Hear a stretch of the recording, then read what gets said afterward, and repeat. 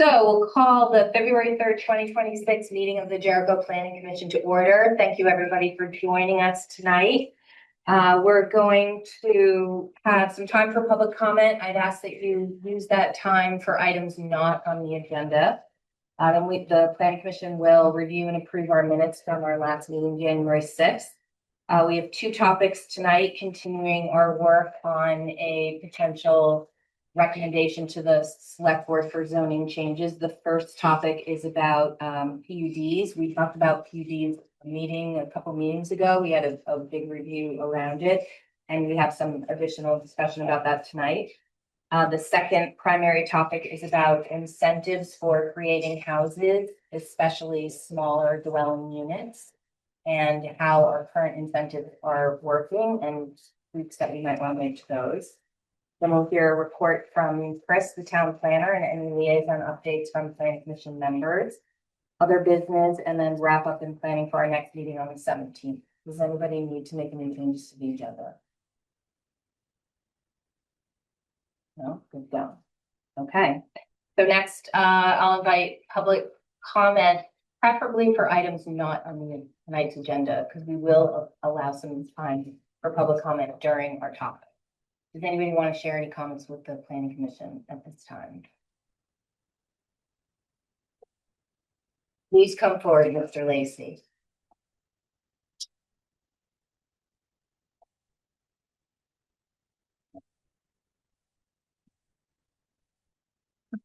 Lacey, Jericho Planner, 25 miles an hour. I'd like to speak again about the agricultural zone. I spoke briefly about that at a previous meeting. The example I used was Skunk Hollow. And this is a map of Skunk Hollow, which I'm sure is familiar to you. This is Skunk Hollow. This is the corners up here, Skunk Hollow, Route 117. Basically, the agricultural zoning has failed. It's been in place for a long, long time. It's divided lots up into these 10-acre lots. And you can see these long bowling alley type lots, which I think make agriculture really extremely difficult. Susan, you mentioned the idea that there were more 10-acre farms. I'd like to point out that the average price for a home and a lot along here the last 3 years off Zillow was $860,000. And if you throw out the two lots that had 2 acres or less, presumably not enough for farming, the average price is $950-something thousand. So the prospect of someone spending $950,000 to buy some land to grow 6 acres of vegetables, to me, is kind of preposterous. On the Vermont Housing Finance Agency Affordability Index on their website, to buy an $860,000 house, you need an income of $260,000. And you're just simply not going to be able to do that on 6 acres of vegetables. This agriculture and conservation area, your purpose is in the town plan that agriculture conservation area is dedicated to maintaining and conserving working agricultural lands and land that still retains the potential for future agricultural uses. And I would argue that this has lost that in the last 40 years. Also, if someone were to, and I argue that it should receive the same treatment as Brown's Church. It connects 2 state highways. It's the houses, where the real estate agents sell the houses on here as being upscale homes, convenient access to the interstate. That's kind of, that's what it is. There's actually a lot more agricultural potential on Brown's Trace than there is here. And if someone were to build more housing on one of these lots, because it's all so broken up into whatever it is, 50 different lots, if one person were to shell out $860,000, or excuse me, if someone were to build housing on one of these lots, that doesn't hurt the agricultural potential anywhere else. It's just only on that, only on that lot. So I hope you, and it's in the, the town, whatever the town plan is to look at where more housing can go. Eric, you asked about Plains Road. This is Plains Road here. And probably half of Plains Road is in the same district as Brown Streets, whatever it is. Yes. Then there is a space that is this space here. This is Jericho Center over here. Then this space over here is also zoned agricultural, which I don't think makes sense. It's already divided up into small lots. And then there is a section of Plains Road that is in Jericho Center. So Plains Road is a combination of low density residential, agricultural, and and town center. And I think this section here could also support housing. And I really don't see the potential for agriculture here. And if someone were to build additional housing on one of these lots, it doesn't affect any of the others. Right, thank you. So I hope that you will describe, if you leave this as agricultural, make a case for what kind of agriculture you expect to happen here within the next, say, 10 years. Like, what would be your expectation for agriculture here? What type of agriculture and how much of it, and why all of these lots need to be protected in order to preserve that potential. Thank you. Thank you. And other places, the same thing is out true on Mesh.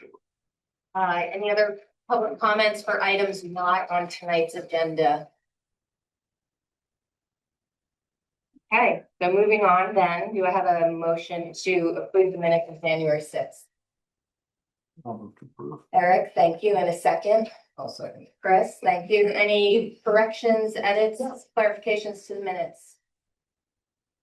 And ready to vote to approve the minutes. All those in favor of approving the minutes, please say yes. Yes. Any opposed? Abstentions? Abstaining. Yes. Wendy, thank you. We missed you. Okay, now I will hand it over to town planner, Chris Shaheen. Great, thank you. Our next agenda item is continuing to look at enable housing, which is looking at what zoning can do in areas beyond the village center to make it easier to build housing. And then this is being coupled with our recent work by the Conservation Commission to look at forest cover and how that might be incorporated into the natural resources overlay. Just a quick recap of the charge that we've got from the select board. We are moving through these methodically. I think we've touched on all of them now. And then tonight, we come up with a new schedule to get us through May for what we're working on. There's still a few big subjects for us to tackle. One is a question about mandatory PUD reviews that Chris Flynn had raised back in November, and then the other is draft housing incentives for small houses. So tonight's discussion is related to PUD review, and it's going to include a specific request from the Development Review Board to reinstate text related to what type of projects are reviewed that are required to go through PUD review, and more on that in a minute. In terms of goals, I just go through this each time. We've defined, since we started working on this, no changes to that, and then no changes in the ideas that we had come up with. Most of those are from much earlier when we started this discussion. All right, now for our first discussion topic, this goal is to understand when PUDs are required in Jericho, what those requirements are, and how they compare to other towns. The deliverable for this discussion is going to be direction on how to consider the proposed amendment from the DRB. In terms of how we are going to move through this discussion tonight, we've got a lot of information to go through. So I just want to kind of go through what the order that's going to be presented. So first, there's some background information. I'm going to go through state statutes related to PUDs and guidance from the town plan. That's a pretty high level overview. I'll go through Jericho's specific PUD requirements, and then some examples of other towns' PUDs and similar review processes. Then I'm going to invite Jeff York to the table. He'll have a chance to share the DRB's recommendation, talk to us directly about that. Then we'll have an opportunity for the Planning Commission to ask questions, both of the information that we've gone through, as well as the DRB's proposal. Then we will open it up to public comment. So anyone here who wants to speak to this issue can do that. And then we will begin the Planning Commission's discussion. So we'll have a chance to get all the information out on the table before we actually start discussing what the question is that we'll be focusing on. Any questions about that? All right, now we'll start with at a very high level. So the Vermont state statutes, which set up the legal framework for how towns can regulate PUDs. This is a guiding document. It does not establish any requirements for what a town has to do. It just defines parameters for what it can do. The purposes defined in the state statute are very similar to the purposes of Jericho's PUDs as they're defined in our land use regulations, and we'll get to that a little later. For the purpose of tonight's discussion, I'll just point out that the state does allow PUDs to be mandated in specific zoning districts. Again, this is something that's allowed, it's not required. For the town's guidance on PUDs, they are identified as a tool to achieve specific goals. These goals are specified as natural resource protection, agricultural conservation, residential infill, and conserving land and public open space. Clustering development is mentioned as an objective in 3 of them, which is consistent with the goal that we've been talking a lot throughout this discussion about conservation around enabling housing in areas outside of village centers. This information in the town plan is helpful for the DRB when they're reviewing PUDs, so it can make sure it lines up with town goals and what's being proposed by an applicant. Drilling down a little further and getting into the regulations, Jericho's zoning regulations identify specific goals for each district. We're familiar with this because of our recent work. We just looked at the purposes for the commercial district, forestry district. So I think you're probably familiar with this. These are helpful for the DRB when they're reviewing a PUD so they can make sure that it lines up with what's described for the specific zoning districts. This slide shows when and where Jericho regulations require PUDs be reviewed. So no minor subdivisions are required to be reviewed as a PUD, but major subdivisions in the village, low density, rural agricultural, residential, and forestry districts, they're all required to be reviewed PUDs. These requirements get specifically to the request by the DRB, and we'll talk about that a little later. Jericho's regulations also require PUD review in 2 other instances. One is for mobile home parks, and the other is for multiple principal structures on 1 lot.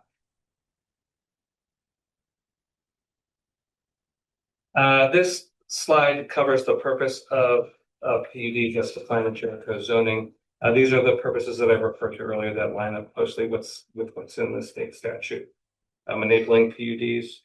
There are diverse lists of goals. Some refer to specific zones or areas.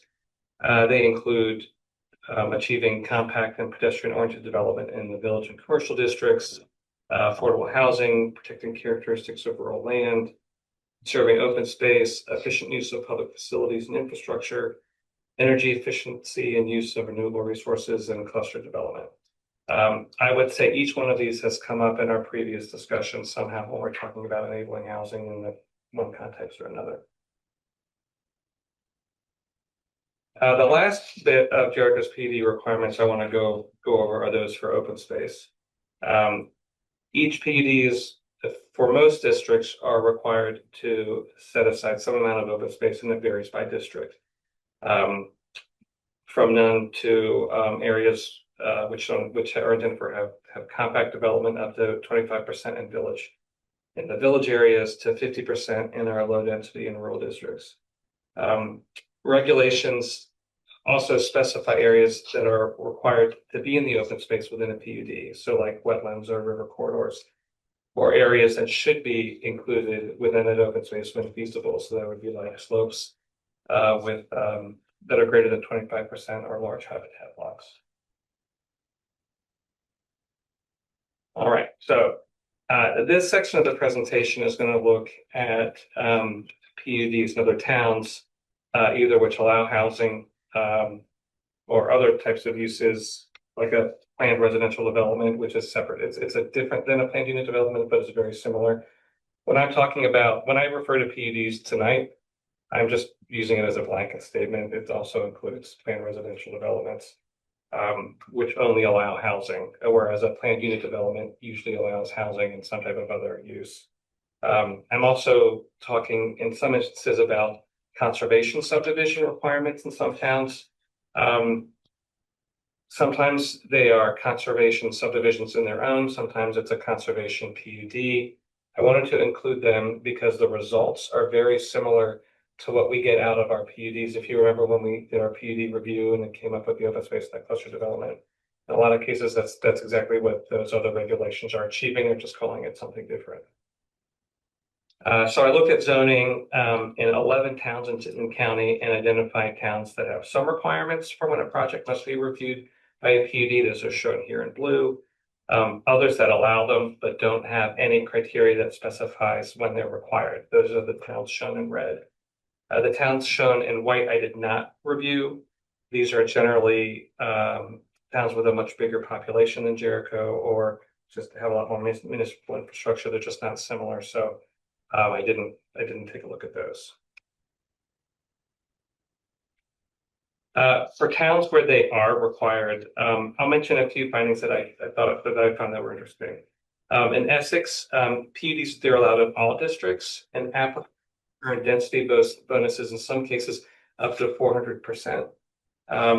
Open space was required in some situations, but not all. In Underhill, planned residential developments are allowed in all districts, but PUDs were only allowed in certain districts, and specifically not allowed in others.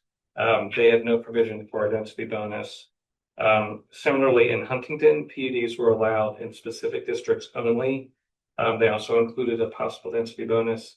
And in Heinsberg, PUDs were allowed in all districts, and density bonuses were possible in some, but not all of them. Now for the towns that did require PUDs, I'm starting with Jericho, even though we already went through our requirements, but I'll use this slide to orient you to how the information is being shown here. So you can see in the upper left what the requirements are when PUDs are required, and underneath that is what the intended outcomes are. I've included notes that I think are relevant to understanding when they are required or of other interest. And then I've included maps showing zoning districts so that you can figure out like how much of the town is being impacted by this and where they're being required and where they're not. So the first town that I'll look at other than outside of Jericho is Charlotte. Just to summarize, you pretty much need to do a PUD anywhere in Charlotte with very few exceptions. The only exception that I could see was a minor subdivision, so that would be 3 lots or less, and their rural or shoreland districts. And in those cases, the DRB can require it. This is the only town that I found that gave DRB discretion in requiring PUDs, and that was for minor subdivisions in the rural and shoreland districts. That discretion was narrowly defined for when a development review board determined modifications of dimensional standards is needed to allow clustering of development, such as a reduction of a minimum lot size or a building setback. The next is Shelburne, which ties where it requires PUDs for major residential subdivisions to areas outside of its sewer service area. So this was a case where they didn't tie it to zoning, they tied it to something else. Major subdivisions in Shelburne are those with 5 lots or more. So it's 1 lot more than what we require, ours are 4 lots. And then any new development that involved constructing, reconstruction, or extending a street, which is similar to what we have. Shelburne recently, very recently, like a couple of weeks ago, amended its zoning to eliminate PUD requirements for commercial projects on lots over 2 acres in their mixed-use district. And this was done as part of an effort to reduce their reliance on PUDs and to reduce some of the discretion granted to the DRB and provide more certainty for applicants as they're going through the review process. Chris, can I get a clarification? Yeah. If you are in Shelburne inside the sewer service and you are building a 10, 20 unit subdivision, that does not require a PUD. Am I reading that It correctly? does not require it. You can still do a PUD, but it's just not required. Yeah. So next up is Milton, which is more selective in areas where they are requiring PUDs. Here they're required in 3 districts. So it's all subdivisions in their flood hazard and their forestry / conservation district, and then major subdivisions in their agriculture and rural residential district. Major subdivisions in Milton are applications with 7 or more lots from the parent parcel in 5 years, or, and this is a little wordy, but it's 4 or more lots in 5 years if 2 of them can be further subdivided. So it's getting at the same idea that it has 7 lots. Or a PUD with 7 lots or more lots or dwelling units. I should say that these are what's required for a conservation subdivision. So this is a case where they have requirements that are very similar to what our outcomes are that we're getting through our PUDs, but it's through a conservation subdivision. Sorry. Yeah, no, go Are ahead. you in between slides? This would be a good time to ask a question Great. if you have one. Yeah. For Shelburne, I think you just kind of addressed it for Milton, but for Shelburne, maybe for Essex too. Do you have a sense of what the purpose of the requirements are? Like what goal they're trying to achieve by requiring PUDs in these specific areas? I'd have to go back and look at the regulations to give you a specific answer for that. Each of them have clearly defined purposes in their regs. Yeah. I don't have them that I can recall off the top of my head. You want me to try to answer that? Sure. So, some of the regulations with regards to subdivision and PUDs, the allowance, when they're not mandated, is to basically allow the developer or the property owner to look at different options for the development of that property. And so I'm wondering what would, if you are requiring them, you must have a real good reason for why. And so I'm wondering what that reason is. Well, if you look at Milton, the 2 areas they have there, they have the flood hazard and the forest conservation district. So obviously flood hazard has environmental impacts, right? Sure. So, and if you have the forest area, the conservation area, what I tell you, the environmental is a high sensitivity. And because of that, you want to be able to have probably control of the footprint of the development. So a PUD helps you reduce that footprint, but it still allows you to get the density, it still allows you to take the developable property, allows you to build out the property with a smaller footprint. So those sensitive areas are probably more applicable in that, and that's why they would restrict it in that area. Yeah, I think Milton's the most clear on what their goal is because they're specifically targeting it. That's kind of what I'm getting at. And I mean, it's the same thing I've gotten at every time we've had this conversation, which is the goal of conservation or you know, the same kind of thing, Chris, that you're talking about, Chris Flynn, that you're talking about absolutely makes sense. And the approach doesn't always make sense to me if the goal is multifamily unit and residential clustering and whatever. If there are some instances where you want to achieve conservation by clustering and building small, but there are other incidences, I think, where we want to incentivize multifamily units, building small, building more, clustering, increasing density, and that the pairing that with an open space requirement or enforcing, mandating a PUD that really is designed to achieve a conservation goal doesn't make a lot of sense. And so what I'm trying to indirectly ask, but now directly ask, are any of the examples that you looked at where they're doing required PUDs, is a goal something other than conservation? So in Shelburne, which is the one that they did away with, They had, which was lots, see if I can get this right. Lots that were 2 acres or more, commercial development on lots that were 2 acres or more in their mixed use district. So I'd have to go back and look, but I would imagine that's because they're trying to, maybe they were reviewing it to make sure that they have a pedestrian oriented development and the road network is connecting to other developments around it. It could be that they've developed enough standards now that those are just as a matter of right. It's just what's happening and they don't need to go through a PUD process to get that level of coordination. Yeah. Okay. Yeah. The other town, well, there are 2 other towns I can think of off the top of my head. One that we've already reviewed, one I'm going to get to, that had PUDs for villages, and one is Charlotte. But again, Charlotte just required it for everything. And the other is Richmond, and get to that in a second. Yeah, and I think it also is counterintuitive to me to if what you're trying to do is offer a tool, is offer more flexibility, it's counterintuitive to mandate something in order to provide more flexibility. So again, I think I'm trying to find an example to make that make sense in my head. Yeah, not to just to kind of look at it, look at it a different way. Yeah. A PUD actually does give you more flexibility. If you go through a PUD, the lot sizes and frontage requirements are smaller, so you might be mandating someone to go through a PUD, but you would have more flexibility to do something through that process. So you could go through a PUD, but still do a typical subdivision. You just have to go through the hoops of a PUD. Or you could still use the same. I don't know if that, it probably depends on the district. If you had an open space one, We I don't know. probably wouldn't be able to achieve the same density unless you did reduce your lot sizes. and there are certain, So that would, it's almost like the picture that Chuck showed of Skunk Hollow. Yeah. Compare that in your mind to Tyler Place or Valley's Edge.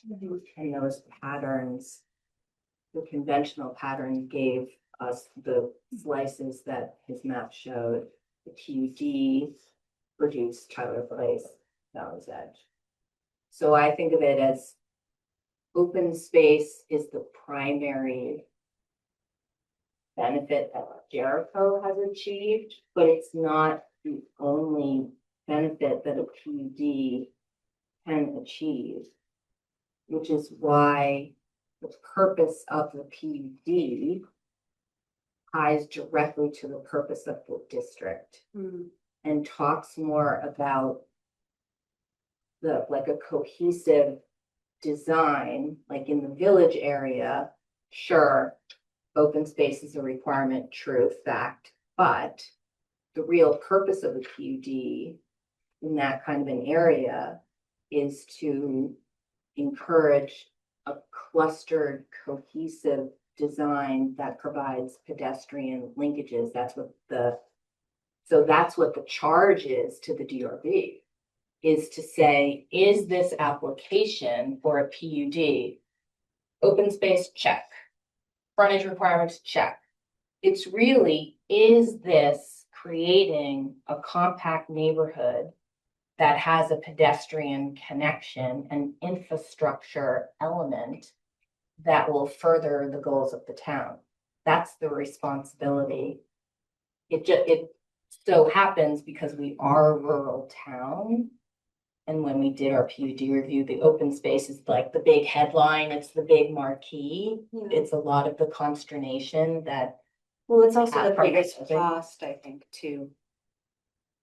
Potentially, I mean, in like a city, a PUD could require sidewalks and sewer and schools and playground, we have a certain view of it, but it actually has a lot more potential that we could, potentially leverage better than what we're doing now. Agreed. That's helpful. I want to go back to your original question, was about what you can do with the standard versus PUD and if you can do the same thing. I think that's a great question to ask Jeff when he comes up, because I think someone from the DRB is going to be a better person to answer that question. I just want to say, it seems like this discussion is making me think that there could maybe be more variation in the PUD requirements by district. Right now, I think the biggest variation is largely the open space percentage, but maybe it needs to be more tailored to each district so that that might address a lot of SJ's concerns. So I think right now, the only place we have that is in the purpose descriptions, where it talks about what an emphasis is. I think that would also be a good question for John about how they use the regs and how they interpret them and what they emphasize. And I would argue that, when we drill into it, that maybe the open space percentages could be different than they are also, but we can get to that. Yeah. Yeah, sorry to derail. No, those are great questions. Picking up on that point, would you then be suggesting that the characteristics of the PUD be specific to a district that you're in? Such that if you're in more of an open space or Well, I'm thinking ag that area, might be more powerful use of the concept. yeah, so if your village district, your PUD has these features, functions, capabilities. If you're ag, it has completely different ones, but it's still part of the PUD. I don't want to stop discussion because I think this is really good, but I've just got a couple more slides. We'll get some information from Jeff, we'll hear from the public, and I think that'll really help inform you. Yeah. So next is Westford. Just two more. This is just two more. So Westford. Westford, just their zoning in general, it doesn't even have a major subdivision classification in its zoning. So it ties required PUDs to just the number of lots that are created, which is 4 or more lots within 10 years, which is the same as Jericho's major subdivision. They require PUDs for any subdivision that meet that 4 lots or more criteria. They also require PUDs for any development with 4 or more principal buildings, so not just lots, but buildings. They also have a conservation design review, which is required for any subdivision in their rural districts. They've got 3 rural districts, and their regulations have a lot more detail on conservation design principles that have to be followed. The last town for comparison is Richmond. They have 3 criteria that trigger a required PUD review. This is one of the other towns that requires it for a more developed area, for a more compact area, which is a residential subdivision with 4 or more lots in their high density residential district. All developments with 9 or more lots for subdivisions of a parcel over 5 years. Also, any application that's required by the state to go through Act 250 is required to go through PUD in Richmond.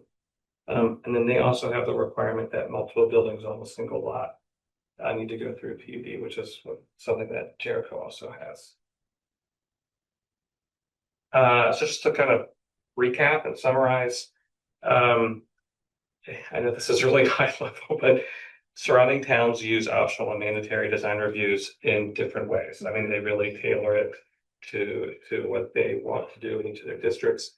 When it is required, the criteria for review is very specifically defined. It's usually by zoning district, but also by type of project or project characteristic. Jericho's regulations require PUDs for major subdivisions in multiple zone districts. And I know this wasn't discussed earlier, but I think it's important for tonight's discussion, which is that Jericho's regulations prior to 2022 included DRB discretion when requiring PUD review for lots for developments that had subdivisions of 3 or more lots. All right, so now I'm going to ask Jeff if he can come up. You're going to get me to. Okay. So this is the part of the meeting where we can hear from the DRB about their request to change criteria for requiring PUDs back toward and that had included DRB discretion. They're requesting this change for 3 reasons. One is allowing landowners discretion and choice as to how their property is or can be developed. Another is providing for a full discussion on development proposals that offer better opportunities for realizing the town land.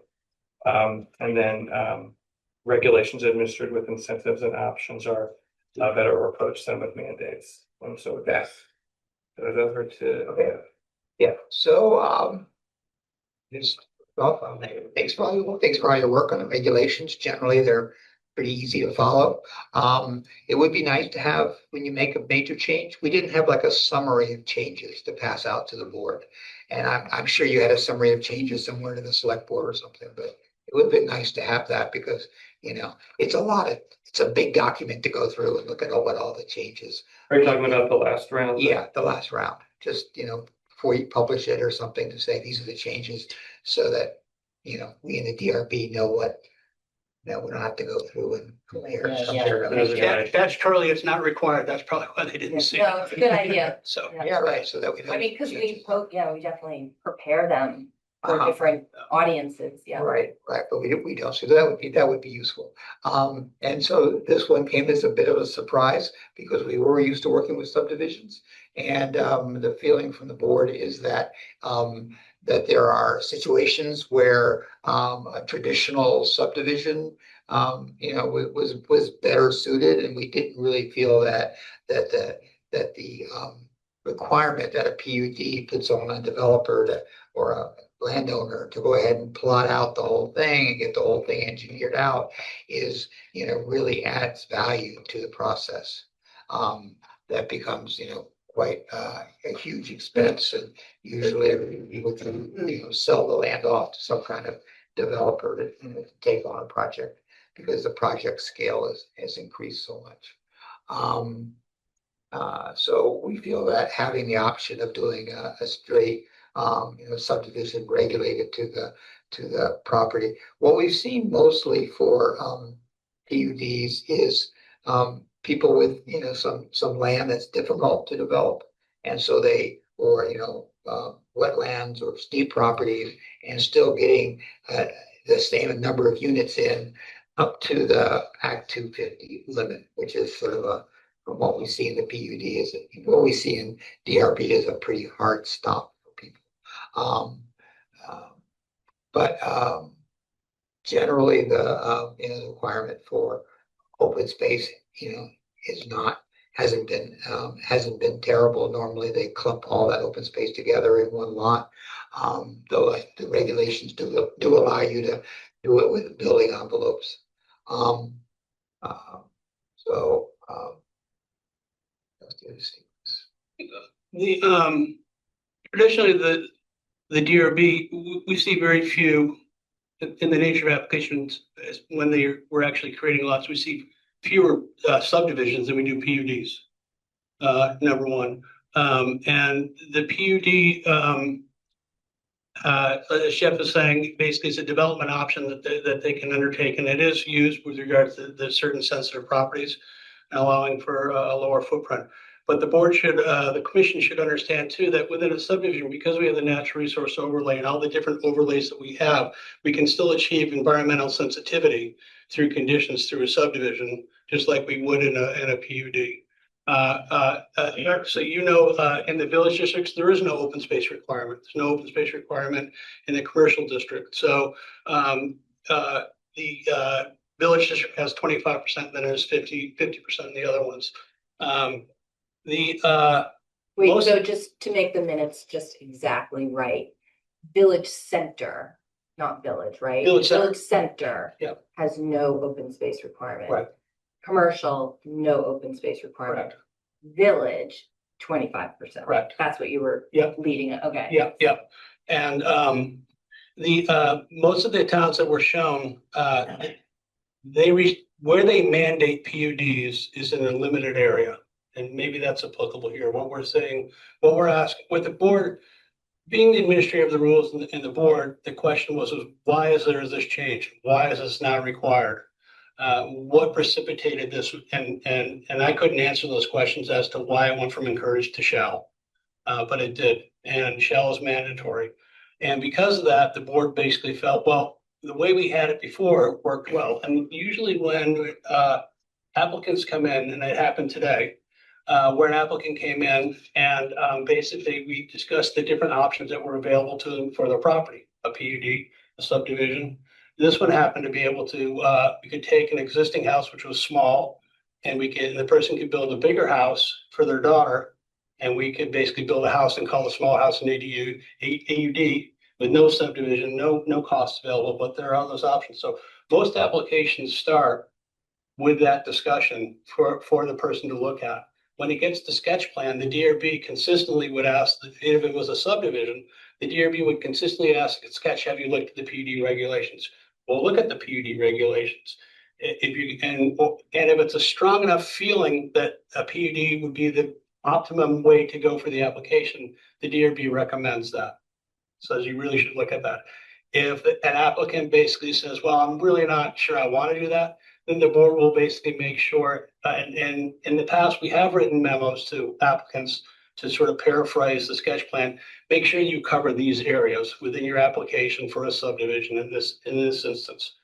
What has come about now is we have a property owner who has 50, almost 54 acres, and they've been, and it's an old family property, and they've done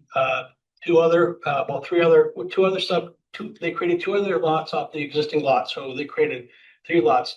Now they want to create one other lot, another acre lot, and now they're going to be required to actually have to conserve over 12 acres of land on their property because it mandated a PUD, and the expense of going through that process for the engineering and the surveying and all those things is quite expensive. And that is really sort of the precipitated the, it was pointed out in November, like Chris said, the memo going to sort of the board saying, we really need to make this request. We'd really like to get back to encourage.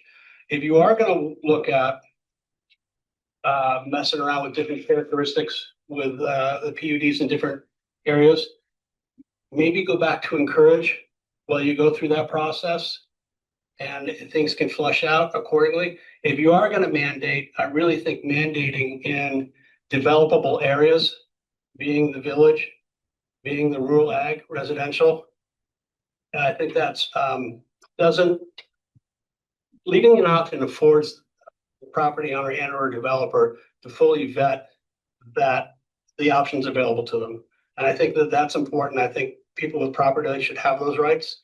I think you need to have enough trust in the DRB to do that, as well as the trust in yourself to develop the rules for a project development that the town's going to be happy with. So, Could you speak a little bit to the difference in burden to the applicant between going through a subdivision versus going through a PUD, so that we understand what we're demanding when we're requiring a PUD?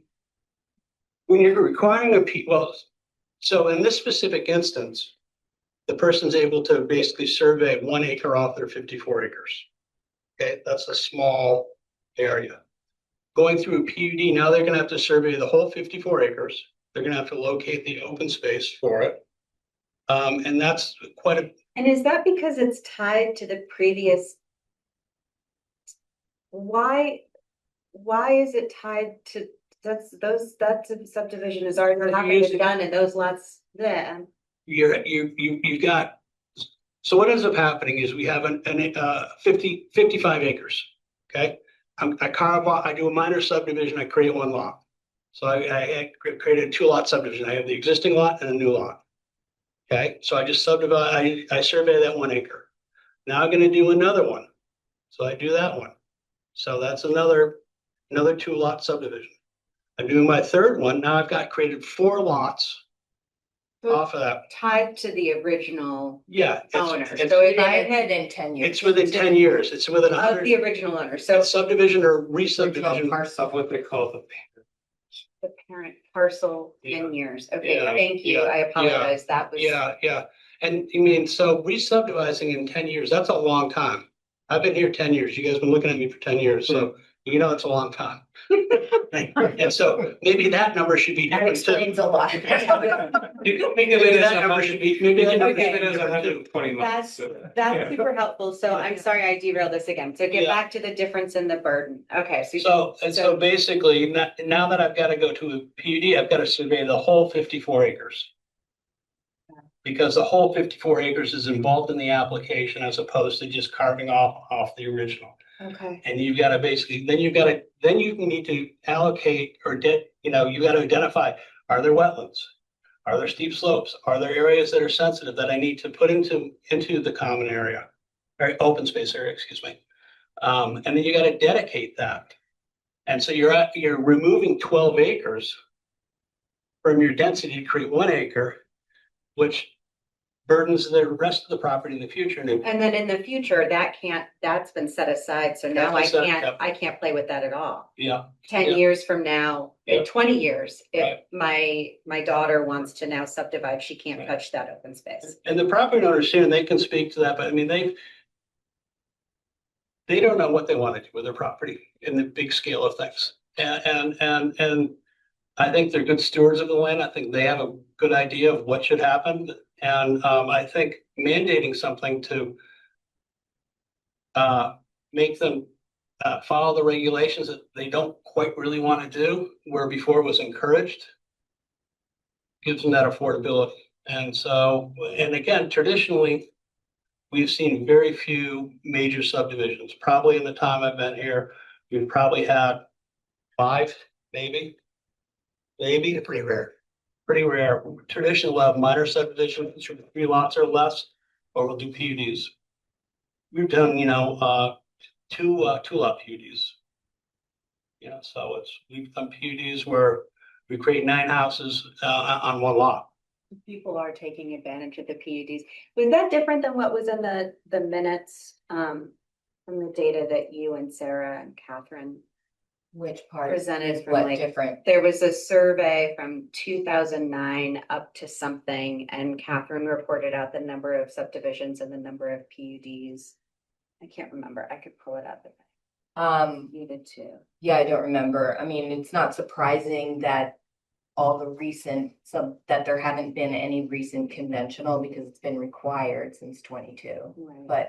But for that, I think it was a mix, but I don't remember the number. Okay, so it's not that people weren't using PUDs. Not that people weren't using them, that's correct. Okay. There were definitely situations where I think the DRB encouraged the applicant to go to design it as a PUD, and the applicant did not. And there wasn't really a sense that there was a clear criteria to like what really was the DRB's discretion. Could they say you must? And if I tell you, you have to, and I tell you, yeah, you don't have to. Being able to, so at the time, the discretion was not desired, if I remember right. Susan, we had conversations in the past, and Susan was saying you guys aren't following the rules because, you should be doing PUDs. And my comment was, no, the allowances, we can encourage them, we're not mandating them. And so somewhere along the lines, it, came into mandating the PUDs, and that changed. And I'm not sure that's the best tool. I don't think, and the board felt that way, that it should be mandated. So.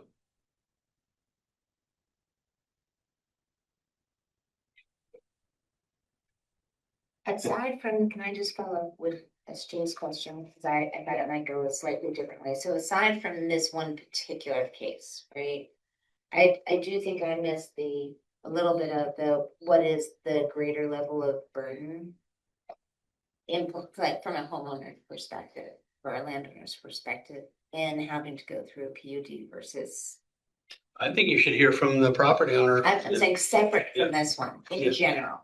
But this seems like there's a very particular nuance in this case because of prior development and because of what they want to do. I'm just asking in general, just so I know what the bar is in general, that might be different.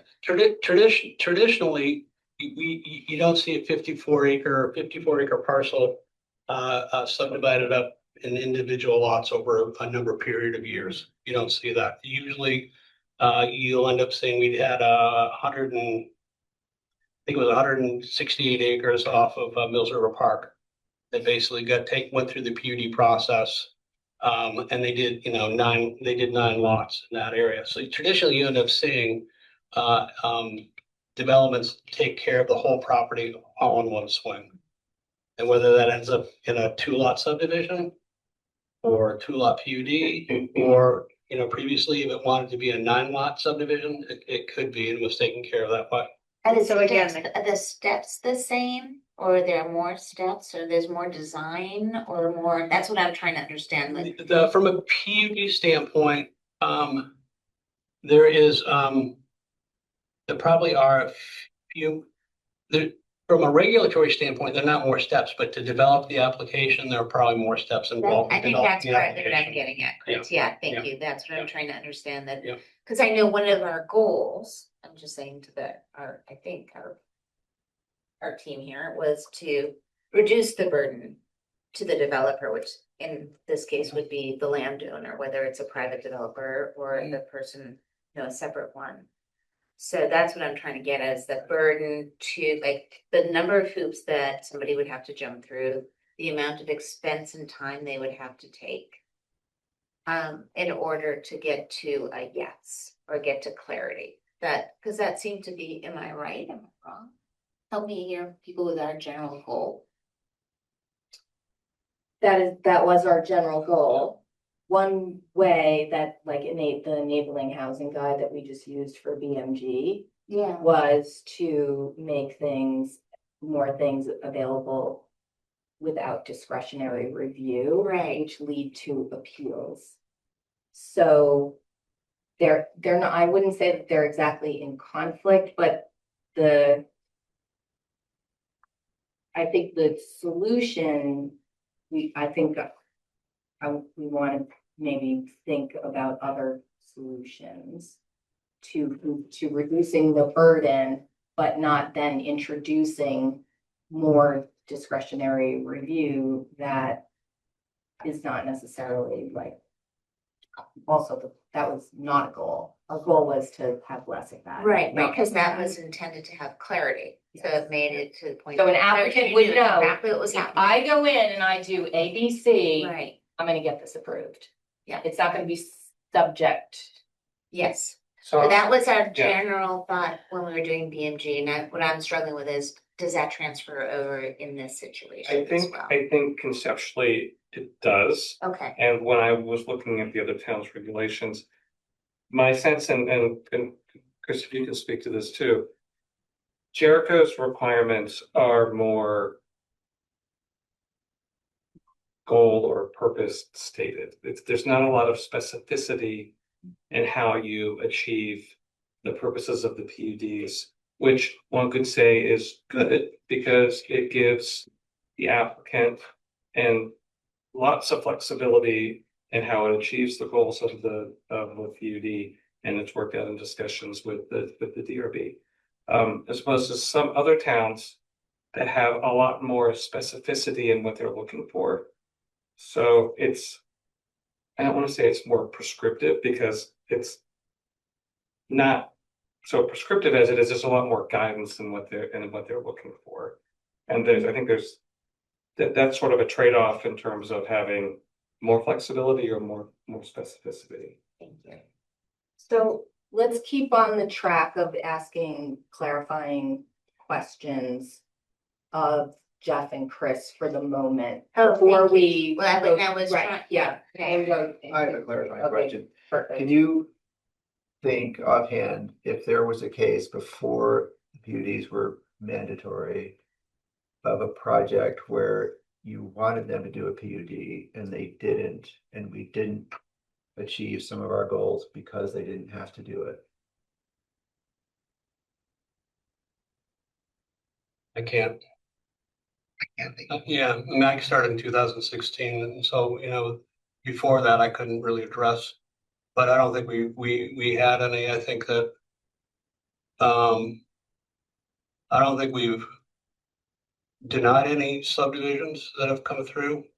We've had, you know, 96% of the PUDs that have come through have been approved. We've had, the DRB is a very good DRB. So basically, when we have something that's major, we go through the preliminary standpoint And it could be a decision that has 25, 30 findings and 20 conditions to get the final, to make sure the rules are met. Both the local rules as well as anything that's applicable statewide. And we've had one application that basically took them about a year to get all that paperwork done. Because it was over a year and they didn't ask for an extension, they had to reapply for preliminary. But the DRB has discretion, if asked, to combine preliminary and final. They asked, the board said, if your application is good enough, we'll do that. And their application was good enough. They checked all the boxes and it was a very quick application, a very quick hearing process because we primed the pump essentially with the decision, previously. But I can't think of anything where, to answer your question previously, that we've had that issue. Most of the developers, they come through a certain set of engineering companies that understand our rules very well. We see it the same engineering companies over and over again, and they understand the rules. When we get somebody outside that group, sometimes they think the DRB has more discretion than we do, or sometimes they actually haven't read the rules. But I think the rules are pretty clear. I haven't seen a lot of, indecision. And if this were to become discretionary again, do you think that would be an uncertainty for a developer, or do you think that's just not even an issue? I don't really think that it's an uncertainty. I think when you develop an application, when you start at sketch, right, you come in with a concept. So basically your concept starts to get vetted at that point. So I think when you're leaving sketch, both the DRB understands as well as the applicant understands what the nature of that application is going to be coming forward. So if the DRB felt strongly enough that it should be a PUD, and the applicant was like, I don't really want to do a PUD, the DRB is going to say to them, well, you got to make sure that you have answers to all these things in place, to do that. If there's wetlands, okay, we want a wetland permit, whatever it may be. How those things are going to be handled and taken care of.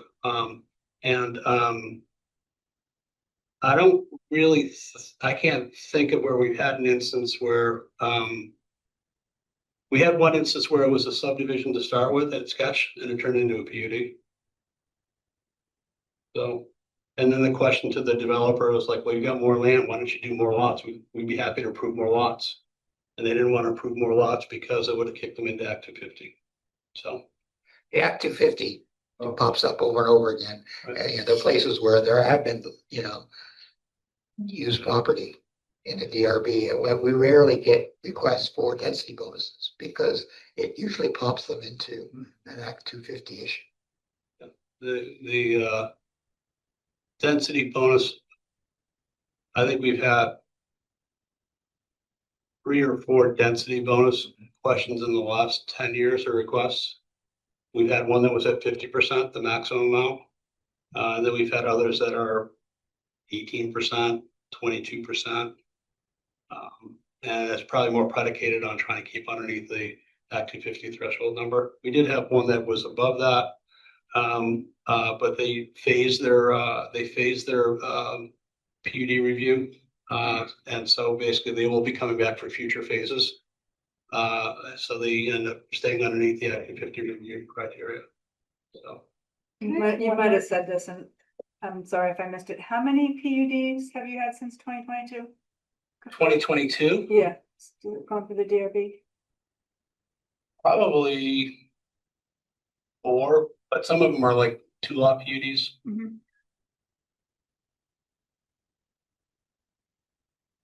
I just have one more question. If there were a waiver or some kind of way to treat this specific instance that is spelled out in Martha's letter, would you still feel like we need to get rid of the Band-Aid? If you had a clear way to handle a situation like Martha's that seems pretty like a good situation to deliver a waiver and to say, yeah, this doesn't make sense here. So We'll waive this. the problem, Would you still feel like we need to get rid of the mandate? the problem with waivers are, it's a waiver, right? So I can give it to you and I cannot give it to Heidi, you know? So that's the issue and problem with waivers. You need to, if you're gonna, you shouldn't call it a waiver. It should be, you would develop criteria. So it'd be regulatory that Sure. you'd have to apply. And, it's not that it's different than a waiver request, because there are abilities to ask for a waiver request and buffers and things along those lines. And we do get asked that, and the DRB does grant them, accordingly. But the danger of waivers are, if I give it to you, I've got to give it to everybody. And if I don't, then it's actually it's a civil law case suit. When I worked for the city of Barry, the previous zoning administrator did that, and there was a large lawsuit against the city because people were treated differently. And we know people That makes- shouldn't be treated That makes differently. perfect sense. So do we need People to like waivers. carve Waivers out? for sex. I'm sorry, I said the word waiver. Exception. Do we need to make a clear, like, is this an instance that is a blind spot in our regs? And we need to address this specific, like, 1 acre carve out that triggers a 4 and it's 10 years? Is it that? Or is it the requirement, the mandatoriness? Like, if you had a carve out for situations like Martha's, would you still be here saying, yeah, let's go back to the way it was and get rid of it? Yes, you would. And that's for you too, Jeff? Okay. And I That's would helpful. say from a regulatory clarity standpoint, and this is what I found in the research. You require the PUDs where you want them. You just require them where you want them. And you have to do PUDs there, period. My curiosity to the It doesn't commission have is, to be every place where we currently have them now. Because That other was- towns are more selective in where they apply it. They're more strategic Yeah. about. What do you mean, where we want them? You'd have to figure out what the goal is that you want from the PUD. So for example, like Milton, which was Milton and Shelburne were 2 examples where it was in the more rural areas where they were requiring it because they were really using PUDs for more of a conservation purpose, or as like Richmond, where they're just using it for one of the reasons is for their built up areas. The only one that really included it for everywhere was Charlotte, and I wouldn't use that as a model. I have a question. Yeah. Can you ever see a situation where you would want the DRB to have the authority, the discretion to mandate a PUD? I haven't seen. We haven't So seen it, would but you want that authority if you, in your judgment, if in the judgment of the DRB, I think is how the phrasing is, Yeah. thought that that was the best suited approach for, because based on the parcel, based on the goals of the district, based on, whatever, that the DRB, right now, the regulation mandates it, but what it allowed before was for the DRB to mandate it. But is that an authority that you actually want to have? I think if you look back at the old regulation, we did have that ability to recommend or encourage, right, a PUD. Yeah, I think you have the discretion to require.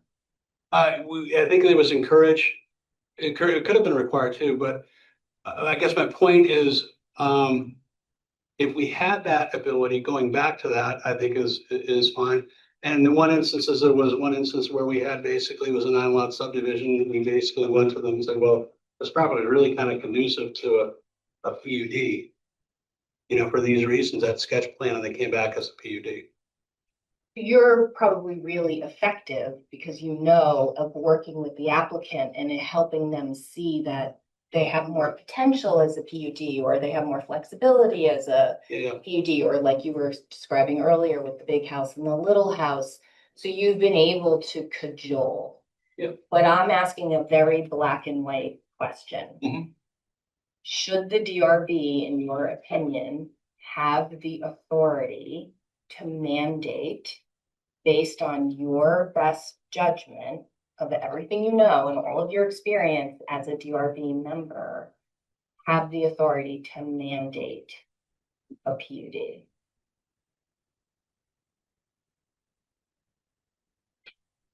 I guess it hurts to have that authority. I don't see why having that authority puts us in a bad position, you know? But If an application came that way, I think my staff notes will reflect that recommendation to the board. That a So P, your recommendation would be to them, this would be yeah, better. yeah, this is more, you know, this fits this way. Yeah, And and I think the board, well, sometimes the board doesn't listen to what I say, so which is fine. And you know, they would probably follow through. The board's a very good board. The board really understands the rules and applies the rules. I mean, in Martha's instance, the board felt very bad that they were ruling the way they were ruling. But they had no discretion. They had no choice. It's the way the rules were written. And so they've got to live with that, but that's fine. That's part of their role and job. right. So SJ was talking about situations where the board would have the ability to not require.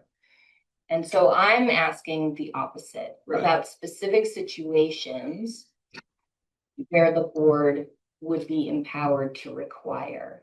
And how would those So I think, situations be recognized, defined, adjudicated, justified? I guess if I were to play that out in my head, you know, it would probably be recommended at preliminary through staff notes. There'd be that discussion, right? We got to go through the preliminary decision. The board has the ability to make a condition that the application come back as a PUD for final. And that would be a condition of the preliminary approval, And do you think that with but the, that would be a board decision. right? And then what if the applicant says, doesn't work for me? Well, I have But the a applicant, different idea. right, the applicant, but basically that would probably get vetted through the discussion at preliminary. Because the staff notes would preempt the hearing, saying it really should be a PUD as opposed to a subdivision for these reasons. That gives the applicant the ability to argue and discuss and point out that, you know, what I'm interpreting and what I'm recommending is wrong for these reasons, and then the board will make a decision. And there are points of times where the board may not follow what I recommend or say, and that does happen. And they've vetted it their way, and basically, in retrospect, what they've ruled or what they've come up with is probably better than what I came up with. So we often ask ourselves, well, if Chris Flynn wasn't the zoning administrator, you know, if we didn't have someone who was as qualified, or if the DRB in this case wasn't as qualified and great as they are, do you have any concerns that a different DRB would not be as skilled at meeting the town objectives? I think if they know how to read, right? The rules, and I think that you've got to put that sort of trust on it. I mean, my question is, why do you not want the DRB to be able to encourage or have the discretion? Why was it taken away? I don't know. One thing is that the DRB is often asked us for less squishy regulation. And so, I mean, I don't know if that applies to this specific case, but in general, they've often wanted more sort of. You want a green light and a red light. You don't want a Right. yellow light. Right. And I don't see having that ability to have that topic of discussion as a yellow light. I think basically, you know, the applicant,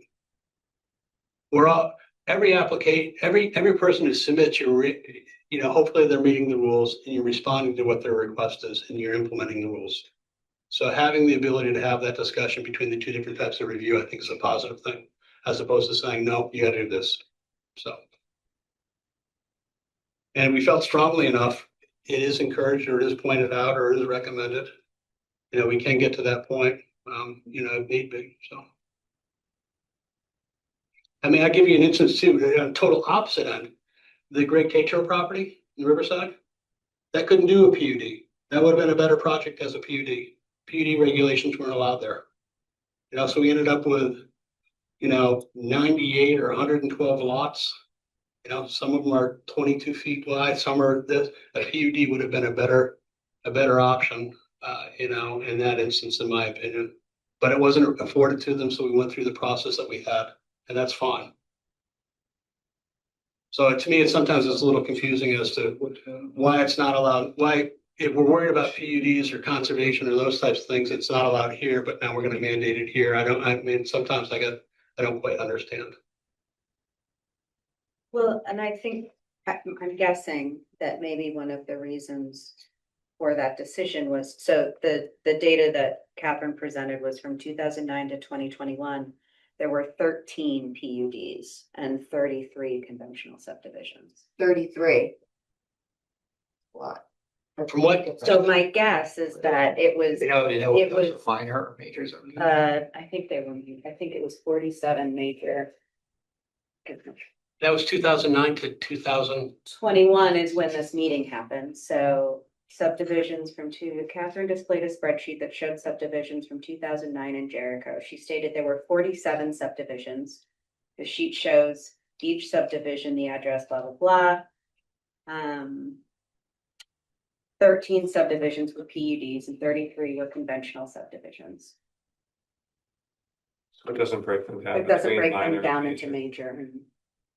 And that started in 2009 to 22, is that you said? 21. 21. Guess we were busier than I thought. Well, if they were minor subdivisions, would you?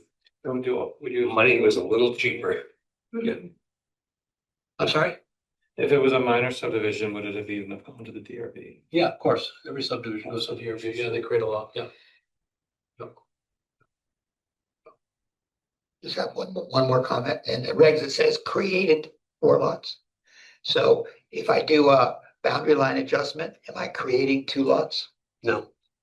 But if I subdivide a lot into 2 lots, I've created 2 lots, even though 1 lot already existed. Right? So I just would like clarification on that in the regs, that when I create, what does it mean to create a lot? Yeah. Create a lot or create a new lot. You're looking at me like you're expecting me to answer your question, and I'm not good, Chris.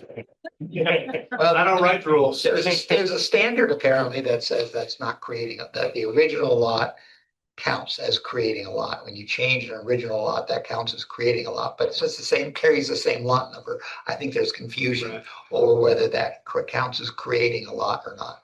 If there are instances like that, that would be really helpful. Well, it says creating 4 lots. So if I take a lot and add 3, now I've created 4 lots, right? If there are instances where there's ambiguity, Uh-huh. that would be helpful for us to know so that Uh-huh. we could That's address that. I wanted to add that on that, right? So. And the reason that was the argument the applicant was making, is that I have 1 lot. This is my 3rd new lot I'm creating, but it's because you're re-subdividing an original lot, you count that original lot. That's traditionally what we've done. So that's how you get to 4, which also. So your interpretation has been That's the- includes the original. That's the way the rules are That's the- administered. Yes.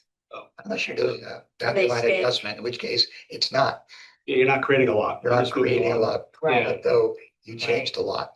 In that case, changing a lot doesn't count as creating a lot, but. Right.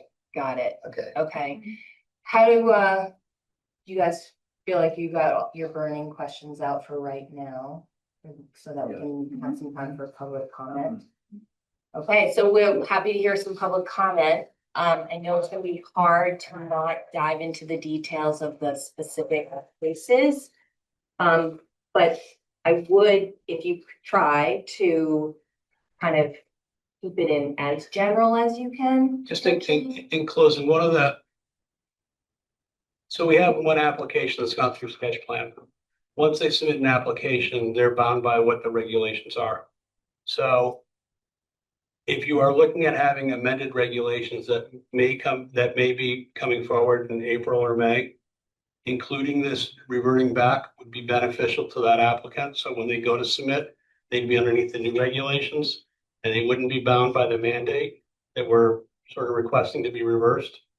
And I mentioned that just because maybe that's a short window, but we're looking at reverting back to an original regulation as opposed to creating a regulation. So maybe that's easier for you guys to vet or do, I hope.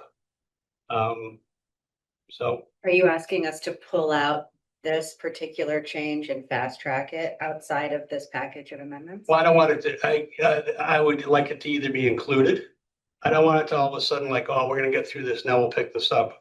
I mean, you know, when I started here, I asked for new definitions and it took about 9 years to get new definitions. We're not creating new words, we're creating definitions which are Xeroxing from somebody else. So I just don't think it should, to me, it's not that complicated. And if the board has reservations and they've got real reservations, then I think they gotta come to the DRB and express why they don't want the DRB to have that ability or go back to that sort of point, because I don't have an answer for them. Well, Okay, heard. all right, so do any members of the public like to share some comments? Martha, you gotta speak too. Let Martha speak.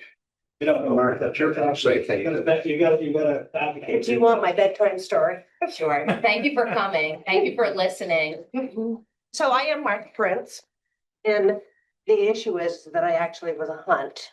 And so the family farm that I'm on, does everybody know where that's at? Okay. So this was my grandfather's in the 1920s. And then it got passed out to my dad. And then when my mom died, I ended up being trustee of the property. So it was basically no. I mean, if my parents didn't, and especially after my dad died, then my mother never built a house on that land. And it's the exact footprint that was my grandfather's from the beginning. If my mother had wanted to build houses after my dad died, she would have plastered them, you know, and that's the way it was. So I took that on as saying, I'm going to conserve as much as I can conserve as the trustee. And I fought all sorts of battles. And as you know, the farm upstream on the south side of Lee River Road, it took me almost 2 years to manage to get that and to have it. And it was in the purchase and sales that it would be simultaneously conserved permanently with no whatever. And it would go for the organic farming and whatever. And it's now turned into a house where there's 2 couples living in it and they each have new babies. So there the farm goes on. So then it came to the opposite side of the road where I lived, and I had my small acreage lot. And I was being told that I just had to sell it all in one chunk and to a developer and whatever, because I had beneficiaries that just wanted it gone and wanted their dollars. So I went bankrupt and decided that I was going to step my foot into the ring and just say, I'm not going to do this, knowing well that down the road, I was going to have to sell some lots in order to get myself back out of the hole. But I was refusing to sell my father's sugar woods, where his sugar house is, and there's like 30 acres. It's all of our old sugar woods. And that's what I wanted to conserve. But I don't feel that I need somebody to tell me to do that. I mean, I'm going to tell you that right now. I don't think somebody needs to tell me how to run that. I also feel that I've already conserved 52 acres out of that master parcel or whatever already. So now I'm at the point where I'm going through and saying, so I do need to sell these lots. So with the ruling, like he said, you know, it shall be whatever rather than encouraged or whatever. Shall is a really strong legal, you know, that shall just sets it right there. So I think there has to be a little bit of give and take on that. The other thing, the lot size or the lots of it, 4. And like we said, we're trying to figure out, well, the master parcel, that's only 3 lots out of 50 acres. And I think that it should be raised to like 6 lots. And then if you need to do a major or whatever after that, because you're going to have to count your map, you know, your parcel, plus you're going to have to do all of yours that you've done in there. And it's not just for the time that I've owned it. It's for whoever else has owned it in between. It's not something that I've personally done. Like during the trust, I sold in a 1 acre zone, I sold a 3 acre lot to get beneficiaries money. So that lot went off, but that was sold. I didn't own it then, you know, but this all follows the land. So when it trickles down, so now it sits on me. It is expensive. You know, if you want to go for a survey, you want to get the legal paperwork, you're gonna say, I need 12 acres. Well, where are you gonna carve your 12 acres out? You have to do your master survey, which I already paid for one, you know, before, and it was $9,600. And then you're gonna tell me, okay, we need to survey this parcel. And then we have to have an attorney draw up a deed that restricts that property. And then you've got the engineering, which I'm not going to build to a PUD level in the next 10 years. I mean, I'll need to sell a couple lots, you know, more than what I've done. But when you look at Lee River Road and you got 50 acres of it, it's preserving more. And I never want to see, you know, that's what the other side is preserved. I need to sell certain lots in order for me to afford to hold on to that land. And, you know, by you saying I need to go and put this whole plan for X amount of houses in here, and you have to survey it, and you have to hire attorneys, and you have to pay all this dollars for engineering, I don't have that money in my pocket. I've already spent that money on the land to keep it there. So that money's not there. So it forces me, if I can't do anything, it forces me to say, I'm gonna lose my own house that I live in, or I'm gonna sell it to a developer to come in here and do whatever they want to do. And that's the very reason why I bought it, is because that was not what I wanted. That was not what my parents wanted. So I think that your numbers, I think that 4 is a very low number before being forced to a PUD or higher, whatever. I think it's a very low number. If you're counting your master parcel as 1, the expenses are horrendous. And I just think that when, like I said, you know, the word shall is a It's not real, a friendly word. it's not a nice word. It's not. So, and I don't know how many other people in town could possibly end up in the same boat that I'm in. I don't know. There's not many. I mean, I've lived there and moved 500 yards in my 68 years of life. So it's like, is there anybody else in town that's going to end up in the same situation? You know, I mean, I guess that's the thing. But that's where I'm sitting. And no, I can't afford to go to a community. I can't afford to do that, but I have to sell a lot. And so it's like somebody's forcing me to do something that I just plain can't afford to do, or my gut just won't let me do it. That's all there is to it.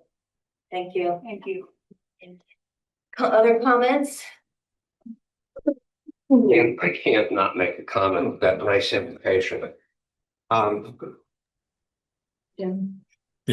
known the Hunt family for a long time, and having them as a case study, I think, is a wonderful thing. But one of the things that I've said to this board many times, our regulations are filled with errors and ambiguities. I just sat here and I listened to a debate about what the word create means. Creating is new, check Webster's, okay? So if I got this and I create Thank you, Chris. Thank you. 3 or 4 little ones, I've created 3 or 4 little ones. It's a major error in our regulations to cause you to do a PUD because of the number of lots that you pulled off. It should be, for example, I own a lot of land. It should be a percentage of my land. It should not be a specific number of lots.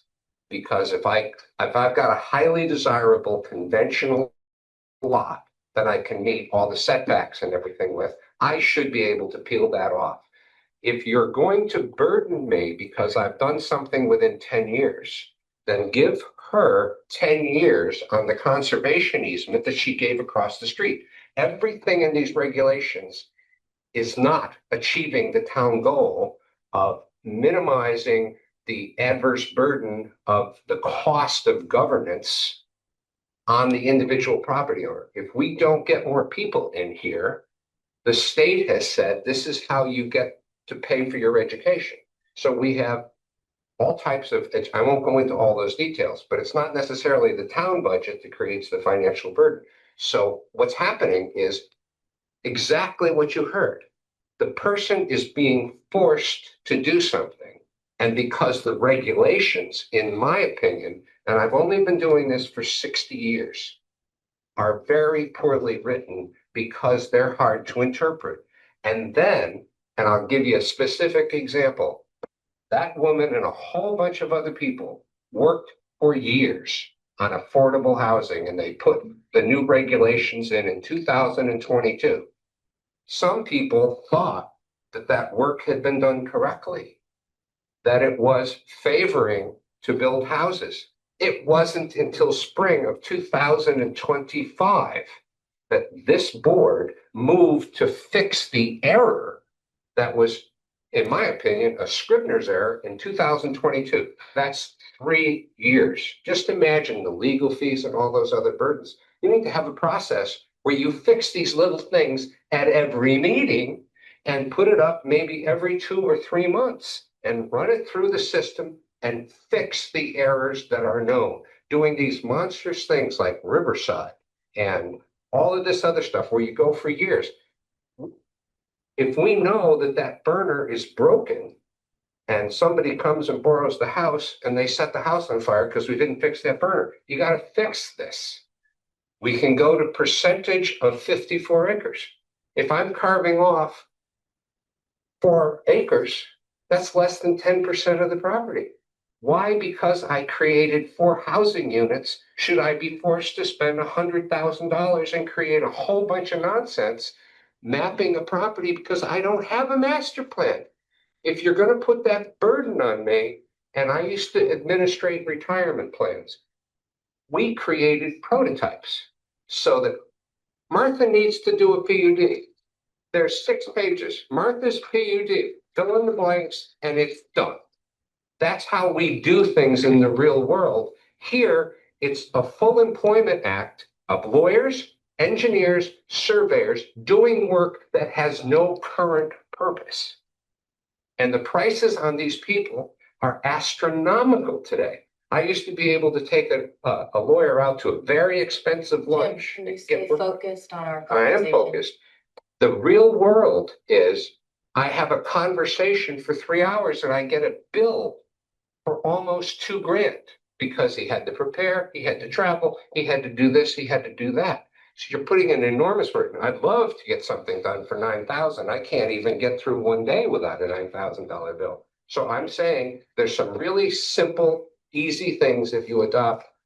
We want to be responsible and flexible to the real world that we're encountering. This is a very small portion of a large parcel of land.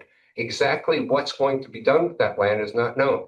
The state has a simple thing. If I haven't done the septic permit on the parent lot, I get a deferral permit. It says that I can't do anything with the parent lot until I've done it. So there's all these types of things. We can change the number of units that triggers the PUD. We can switch it to percentages, economic value.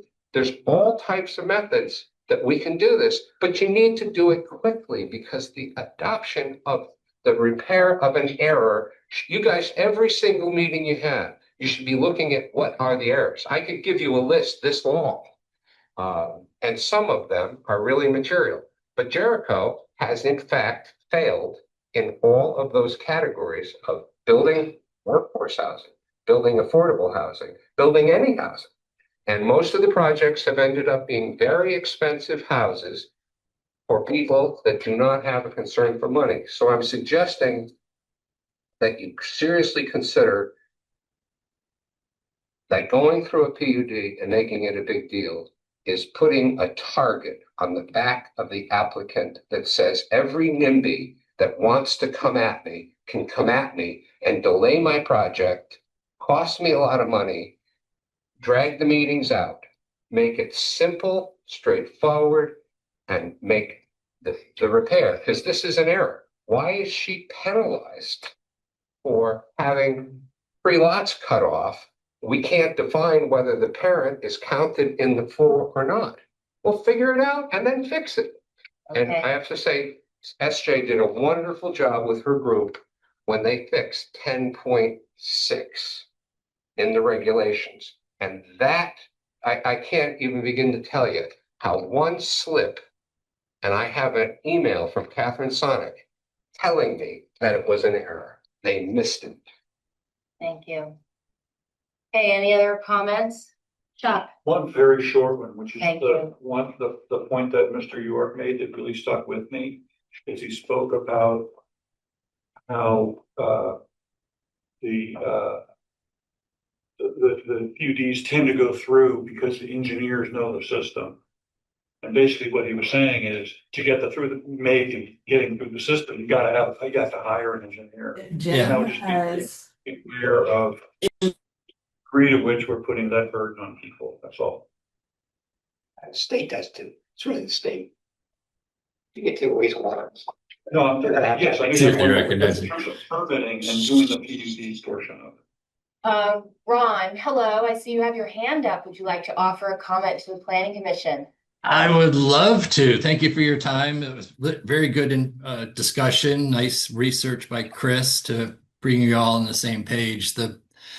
I've done a few PUDs myself, and I know when Chris Flynn was talking about the options for the DRB, it does come down to a landowner needing to know, and this is before their first introductory meeting to the town, sort of what the game plan is. In other words, if the regulations allow for encourage, and there's a whole bunch of that kind of language in your current bylaw. So I'm not suggesting that you look at all of the soft language, but in particular to my mother-in-law's project, there are a couple of tweaks, and we presented those. Martha sent them with a memo, which is really just 3 things. And of course, we talked about the encouraged and the optional and required, but the other 2 where you clarify whether that remaining land is a lot or not. That's a simple sentence somewhere in the lot calculation when you talk about the 4 more lots. Either it is or isn't. If it is, and the 5 or 6 lot cap is adjusted, to that number from the current 4, you can provide that little bit of cushion. Now, and what I mean by that is when folks over 10 years want to do incremental development, the town mandate for PUD is trying to stop that. It is in the area of planning goals to have thoughtful development. And you do as a town have those things in there now. You have connectivity and bicycle, pedestrian, all those things worked into your PUD. Chris Flynn was accurate as well, that you also have overlays, which substantially prevent conventional subdivisions from impacting those areas. So if you can look at, and I don't know if you're intending to do this, look at simply that lot number within 10 years. Any adjustment to that up to the 9 lots, which is when the Act 250 trigger starts to come in. If somebody's going to do an Act 250 project, they can easily handle the PUD requirements at the town of Jericho. The amount of energy and investment for an Act 250 permit is going to not have much concern for complying with the Jericho bylaw at that point. And it's good that the Jericho bylaw would provide some bonuses and things like that for those types of projects.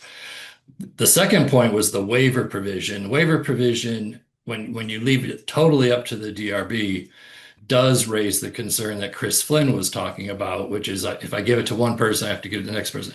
That's true. You can't really, in all things being equal, deny one person a waiver and grant another one.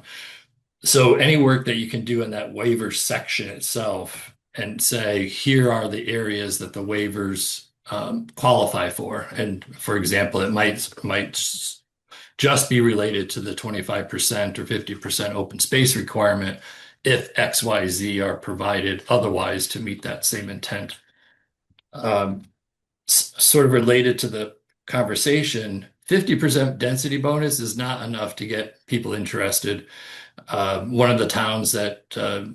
Shaheen was reviewing had a 400%. I think even if Jericho, was going to get more aggressive, if you will, on housing units, it would be the water, sewer, and a 100% density bonus, or even 200%, to get people's interest in doing those projects. Not to mention the relationship of town government developing subsidies for those projects and really sort of marketing itself as a housing friendly town.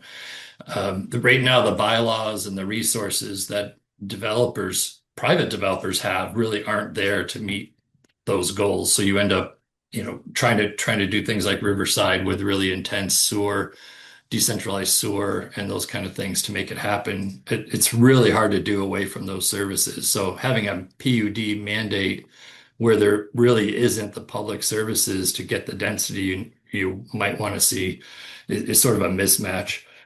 The last thing was the meat of the PUD that was talked about earlier about, okay, so we're going to mandate the PUD.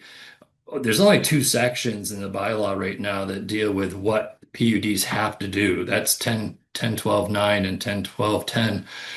That's where you want to look if you're asking, what are we going to require Martha to do for really no benefit? The current project is a conventional subdivision, and it's just going to have this label of PUD with open space conservation, which is already covered by the other constraints of that property. So if you want to mandate things, make sure you look at those two sections, and also on the bonus side, it's supposed to be a carrot and stick type of a relationship with PUDs where, developers have more flexibilities to achieve town goals. But right now, the bylaw's lacking, and I think the town structure to encourage more densities is lacking from a real world practical construction sense. So anyway, good luck in all that. I just wanted to make sure that my little notes I was taking during the discussion got relayed, along with making sure that if anybody had any questions on that memo from Martha, I can answer those. Okay, thank you very much. Anyone else online with any more comments? Any public comment?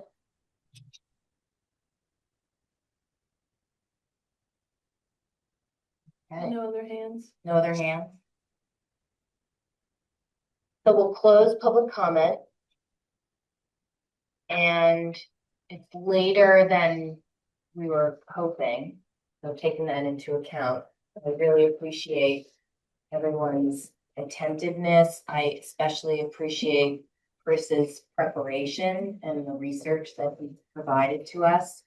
And I appreciate the public participation and working with the DRB on issues. I think we all really just want to be better and make the regulations better and achieve our goals. So it's a lot to process, but if we could all just dig in a little bit more and have a bit of a discussion about what we heard, what we think we should go forward with at this point. So Chris has kind of framed the question based on what we've shared, what was shared with us at this meeting.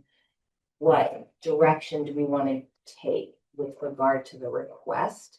We don't have to decide. I don't know that we have enough time to decide because we had a lot of good ideas.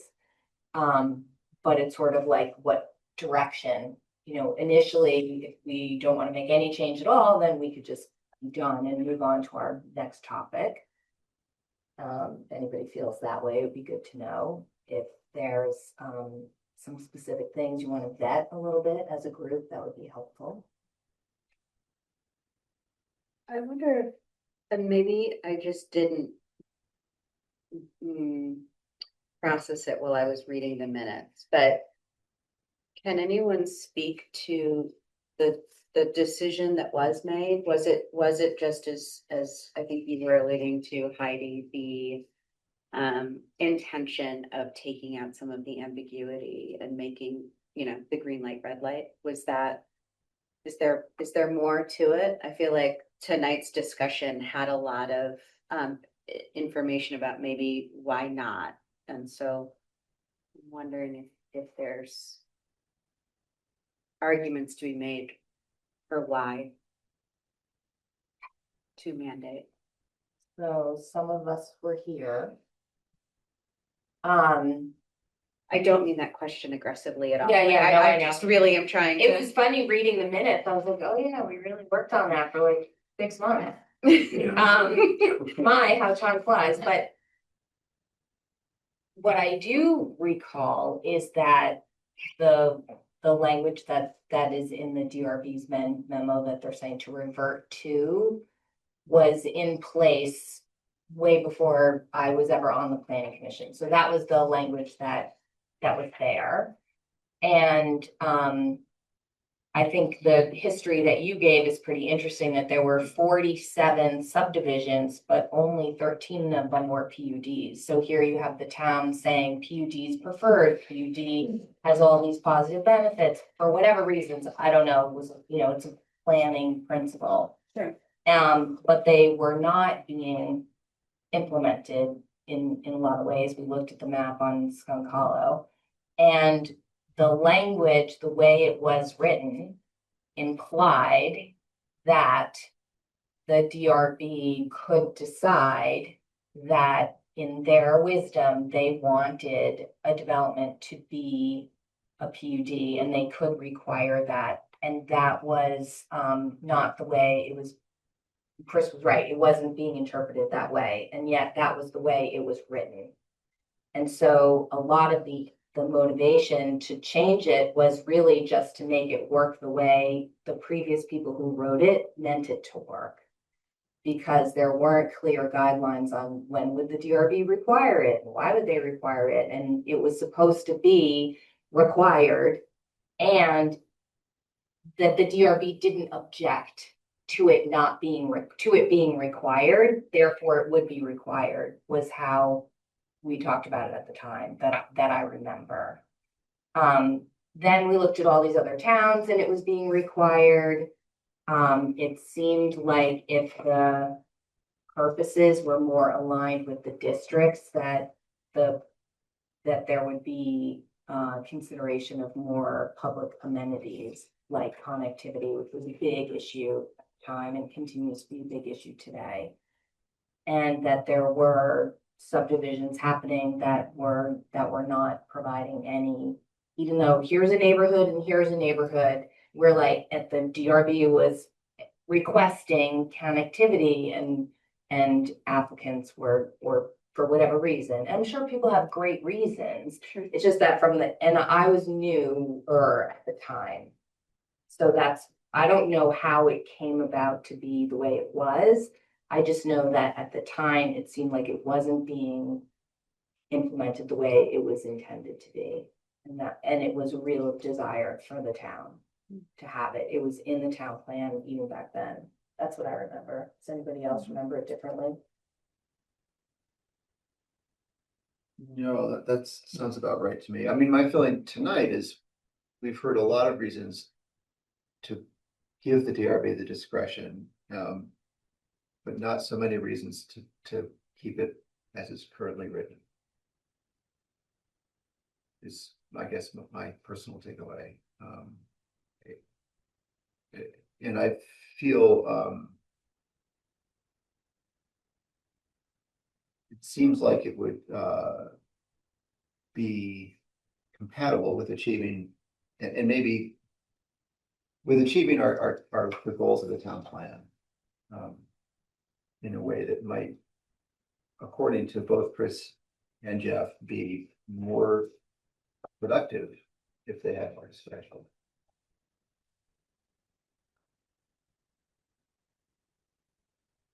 To your question, one of your questions, Susan, which was, if you look, so you look at that data and it looks like without the mandate,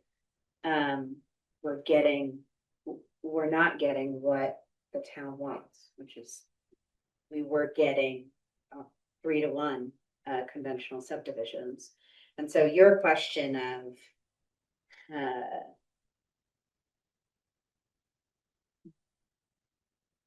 kind of approaching it from the opposite direction of giving the DRB the teeth to demand when it seems appropriate is an interesting one. Because there is that if we do away with the mandate, then do we just go back to just getting the standard subdivisions and not getting According to what the clusters? Jeff said, we were, even with the traditional subdivisions, they were still able to achieve the town goals. I didn't hear him indicate that that was a loss. Well, with a traditional subdivision, you can't do the kind of clustered.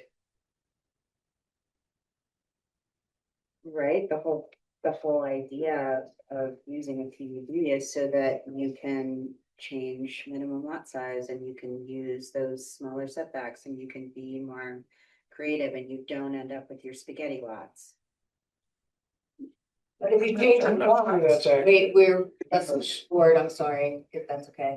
I'm not sure that's accurate that you can't cluster. And I'm only drawing it on personal experience of where I am, which was a regular subdivision with an HOA. Zone 1 acre, there's no unit in our subdivision that's more than 3/4 of an acre.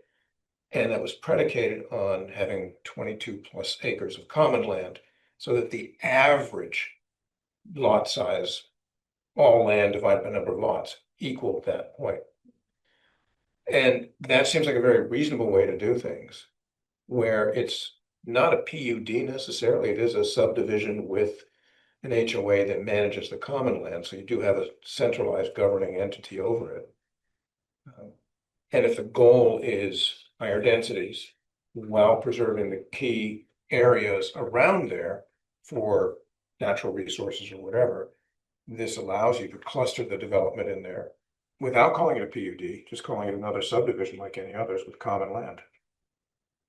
And I don't know why we felt we had to change that, relabeling that rather as a PUD rather than it's a subdivision with shared land. There are other purposes of a PUD, and I'm definitely I'm seriously rethinking everything. Martha, your story was really compelling, and I thank you for sharing that. But there are other reasons in our list of PUDs other than open space.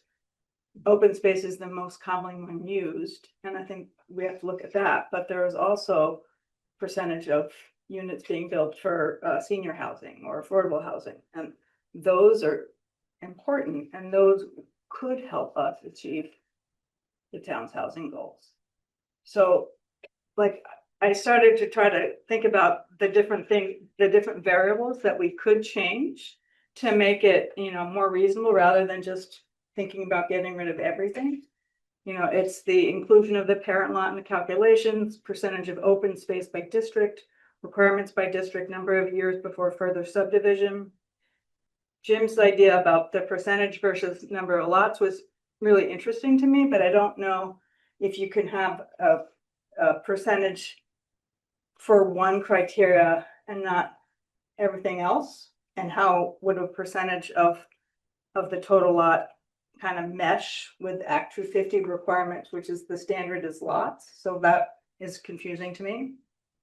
So I think there's a lot that we can change, but I'm not sure if I think we should change everything. Well, I think it's two different questions, though. One is a set of changes to the PUD regulations, and the other is giving the DRB the discretion to decide whether they think it should be a PUD or whether PUDs are just flat out required. I think there's two different discussions. I think a lot of the PUD regulations could be tweaked, but I don't think that's what we're discussing right now, per se. Well, I think, but that's up to us. I think it's all in the same bucket. I think when we get too far into PUDs versus regular subdivisions, we may, and I don't say this with any prejudice or anything else, we may be making it more difficult on the developer to meet some specific requirements, set asides or whatever, as a PUD than they would if it was just a general subdivision. And the planning, the town planner and zoning administrator may be able to do things that are a little more flexible without the PUD. And yet still choose a PUD if that's more appropriate in the cases. But we have regulatory set asides or we're hoping for set asides rather for smaller units and so on. But it may not be suitable in certain areas, or it may not be the right thing for the developer. So I would hate to tie our administrator to doing something that might not benefit the town directly the way we want it to. It might hinder development, might make it more expensive to put a housing up in there, and just further divide or drive the high cost of housing in Jericho back up. I get what you're saying. It'd be nice to have a set aside for elderly housing, for lower income, for smaller housing. But if a developer can develop that 30-acre, 40-acre lot and have a couple of quarter-acre lots in there and make money from it, I would imagine they'd be happy to put up a smaller house in there. So I think giving the flexibility, allowing our zoning administrator to say, yes, you can do this, allowing the DRB to say, you don't need a PUD in this case, we're good with it. Or circumstances are such that you've got this type of territory, topography, this location, you kind of need a PUD here. It should be their discretion. Sorry if I wandered a little bit on that. Well, you sort of slid over into the idea of inclusionary zoning, which we don't have, but you're sort of mandating a percentage of. Right, we don't mandate that now. There's a density bonus available. Right. A density bonus is available when you develop a PUD. What I think about is like a little bit of the shifting sand. So I think a lot about like small lots, small houses. But another component of this package that we're thinking about is changing the minimum lot size in several of the districts. Mm-hmm. And so one of the greatest benefits to the developer is, or the landowner, is having the flexibility of being able to do a smaller lot, like especially in like the village district or low density residential, where currently that's 3 or village is 1. But if some of those lot sizes are reduced, then kind of I'm thinking about how the PUD is like the trade-off, like you get the flexibility, but the town gets a sidewalk, or the town gets open space, or the town gets some other consideration. It's not exactly the same. Good thing my cats aren't here. The calculation or the calculus, the calculus of the person is a little bit different, looking at the potential of the property. So Maybe it's like it's almost like you have to kind of change your thinking a little bit about PUD. And then I was thinking about like when Martha was describing the 3 lots and the 4 lots and new. And I was like, in my head, I was like, okay, I'm like in the village district. And now I'm in like quarter-acre zoning. And I have 1 acre. Yes, I have to ask you not to talk because you can hear it on the recording. When you're watching the Zoom, you can't hear them, you can only hear the people talking.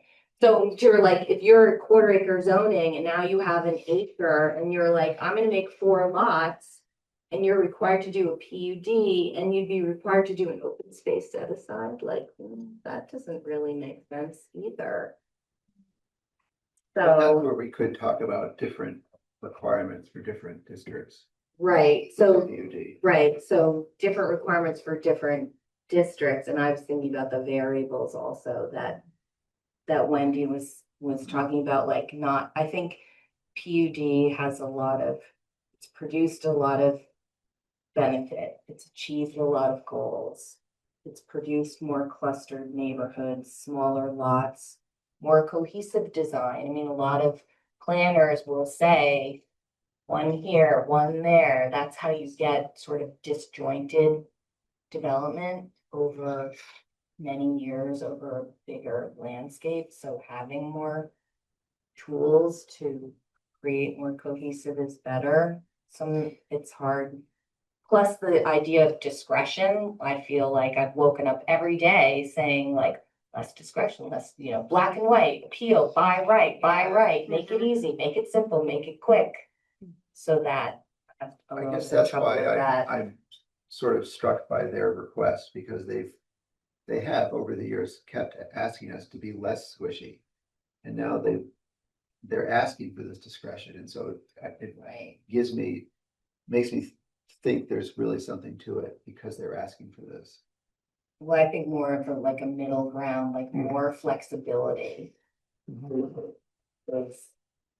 Would it solve 99% of the issues if it were just required in certain situations, but the triggers were smarter? If a trigger is something like, and Chuck has brought this up before about if we couldn't do a Starbucks right now. With all the condos around there and the big houses in the circle. There's nowhere we could build that right now. Something in a PUD that would say, okay, if you're gonna do X units. And you wanna have condos in there, you need a PUD. And by the way, if you get the condos, you get this density bonus and blah, blah, blah. Now we can incent that to be a reason to get a PUD, yes, because you gotta have more complexity to the owner, to the property, but you get better density. If you just want to put up 16 houses, maybe you don't need a PUD because it's 16 houses, it's not as dense, it's not as much mixed and integrated housing that you're putting up. So that might be a way to trigger it, is based upon not just size of unit, but the variety of units you want to have on the space. Right, but the question is, we don't necessarily we want more housing, but we also especially want more housing that's available to more people. Different sizes, different price points. And so we don't necessarily want someone to just say, I'll take the easy road to 16 $800,000 houses because it's simpler. Like there's a point at which we might decide we're going to make you do a PUD because we need these other kinds of housing. So that's what we're trying to figure out. I'm hoping economic incentives would be greater, and the idea that I can build 15 or 6, or I call 3 6-unit houses. And get my numbers right so it added up properly. So 18 extra units as condos. And my per unit cost is going to be so much less than 18 individual houses, but I'm happy with the profit I get. If we're making the incentive appropriate, I think we can get what we want. Well, we haven't yet. Well, as we know, no one's built condos in years. So I guess what I'm thinking is I'm looking at, there have been 3 years since we've had this new thing, right? The new regulations. This is the first time there's been question from the DRB about it not working. And if what it's not working is really this particular issue. And so when I started off very generically, as I always do, where they like across the board, I actually am thinking principles. I actually do wonder if the key is the difference between what we're calling a major subdivision and a smaller subdivision. And the fact that it's about the 4 lots, like that is just too small, because this is what's triggering the conversation now. And We're not new hearing- versus Right? the total We're not number. hearing from the No. DRB that this is a pattern of problem. We're hearing that this is one specific instance that has triggered, oh, holy cow, is this really what we wanted? I'm not, so I guess I am now feeling I am not in the throw out all of everything. It's this particular detailed problem of the 4 lots that I would like us to consider, and not throwing out everything and changing discretion or not changing discretion. But really looking, if I look at what the other towns have done, most of them are bigger than 4 lots that trigger a PUD. And so maybe we just didn't, maybe that calibration is something that needs to change. That's my piece. Well, and along those lines, and kind of feeding off something you said earlier, Susan, which was, the PUD is great because planners don't like the one-offs or something. Which anytime we're telling people what they can do with their land makes me uncomfortable. But anyway, so one-offs, whatever, you want to do a one-off thing. But I do think the maybe better argument than me rolling my eyes about it is that we do have, maybe this is the one instance that came before the board to trigger this conversation, but I think that we do have a lot of landowners in town who are in a situation similar to Martha's, and that they are selling off lots of land, or what, I can't remember, what's your son-in-law's name? Ron. Sorry, I don't know who Paul is. But something that Ron said that perked my ear up was, what was it? Incremental growth? Was that it? And especially when we are talking about gentle infill and whatever that looks like, and really wanting to make sure that we're partnering with our current landowners and our neighbors, making sure that, incremental growth needs to be a part of that. And that might be one-off. But that is go ahead, Chris, what? Well, I also think that both Chris and Jeff were arguing for a policy that encourages discussion with applicants and landowners. And I think that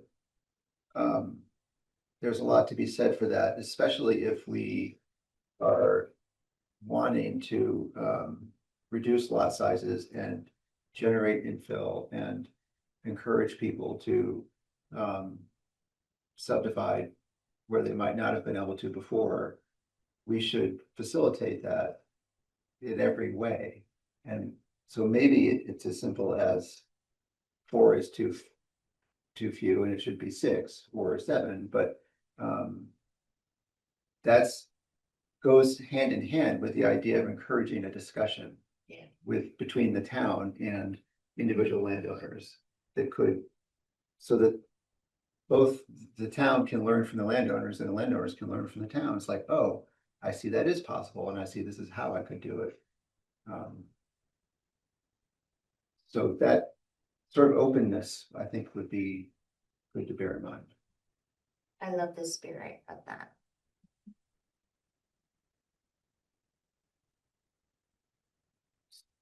So it sounds like there's Sound like. I know, sounds like there's a little sausage to be made. Right? That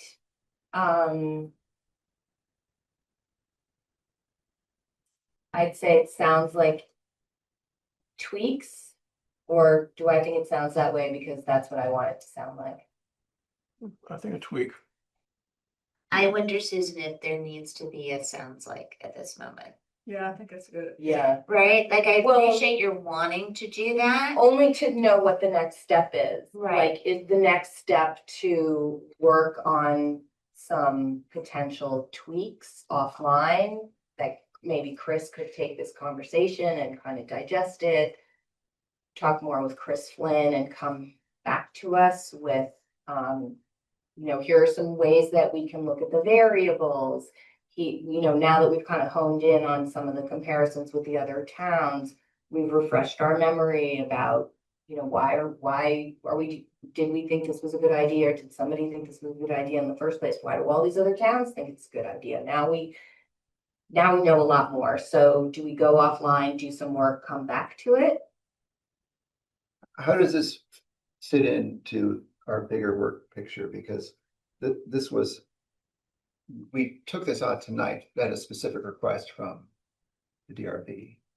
with some, like, please attend to this. sooner Yeah. than Later, and it seems like we're discussing some things that we could maybe decide sort of quickly, and some things that would warrant a lot of discussion and deliberation, and so how do we move forward, given all that?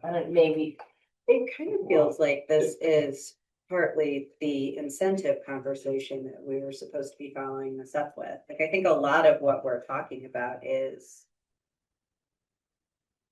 And I mean, yes, there are some specific tweaks. I think that there is the question of like, do we just want to go back to the other language? But I don't think that all of this is necessarily new and off topic, because I do think that these are the kinds of things we've been talking about or thinking about in terms of what other incentives are available to us. If I can say, as the staff person who would be doing the work and thinking of my own work program, I would prefer a more narrow discussion on what is required to go through PUD review, as opposed to a full review of all of our PUD process. And I think some of the incentives could be part of a PUD if we wanted to tie those incentives to a PUD. They don't have to be tied to a PUD. Anyway, that's fine. Can I just, My as a tweak that may get us out of the ditch so we can start figuring out where we want to drive to next, change that from 4 units to something more like 6 or 7 as requiring DRB interview or review, and that solves the immediate problem. And then we can come back and say, okay, we took care of that. We got the flat fixed. Now let's deal with the rest of the problems we have to deal with later on.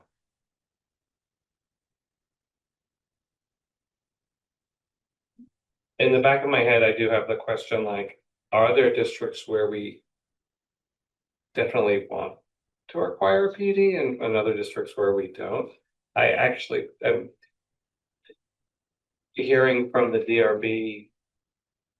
Like, initially, my thought was not giving the DRB discretion, because it just seems to put a big burden on the DRB and having to do that without having a lot of guidelines other than their judgment and how it in furthering the town plan, which just seems, I don't know how you would do that, but I think that actually gives them a lot of leverage, because as an applicant comes through, whether the DRB would ever require them or not, just knowing that thinking that the DRB could require them is an incentive to follow up on what the DRB is saying.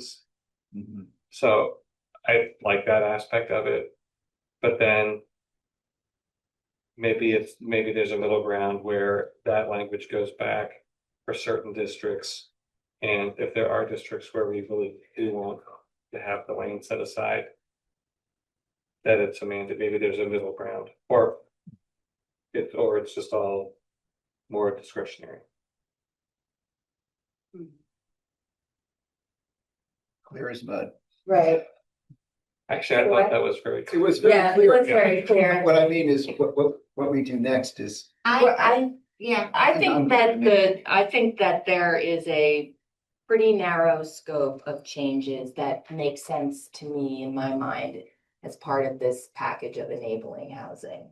Because we are, and if that's at the same time, also working on natural resource protection. And if those are sort of like the 2 North Stars, you're allowed to have 2 North Stars, then we could ask Chris, like, if those are the goals, what are the tweaks that we could consider that would be not so big that we would be irresponsible to make them quickly, but common sense enough that we could include them in this package. That would be great, I think. and could I add one third one to your goals, because I love them. And I think one of the things that struck me in what we heard, as well as the conversation we had, is this idea that we want we want our people to be able to stay. Like, we want our neighbors to be able to stay. And so just this idea, of, like, if one of our goals is encouraging the ability for current residents to stay by reasonable, phased and small development, instead of being in a situation where they have to sell all of their land or give over all of their rights because they need to be able to have income. So there's something there about, like, I'm thinking the idea, like the affordability, like making it so that Jericho remains affordable to landowners who have the opportunity to do small scale development. Right. There's something Yeah. there in that goal. Yeah, no, there is. They're sort of like top down, big, comprehensive, looks really pretty on a picture. And then there's like real life, which is incremental, kind of lot by lot, piece by piece. And how do you avoid the worst outcomes of that kind of thing and avoid the worst burden of the big picture kind of thing? And that, here we are balancing once again. Absolutely, yeah. Can I So- ask a clarifying question? Mhm.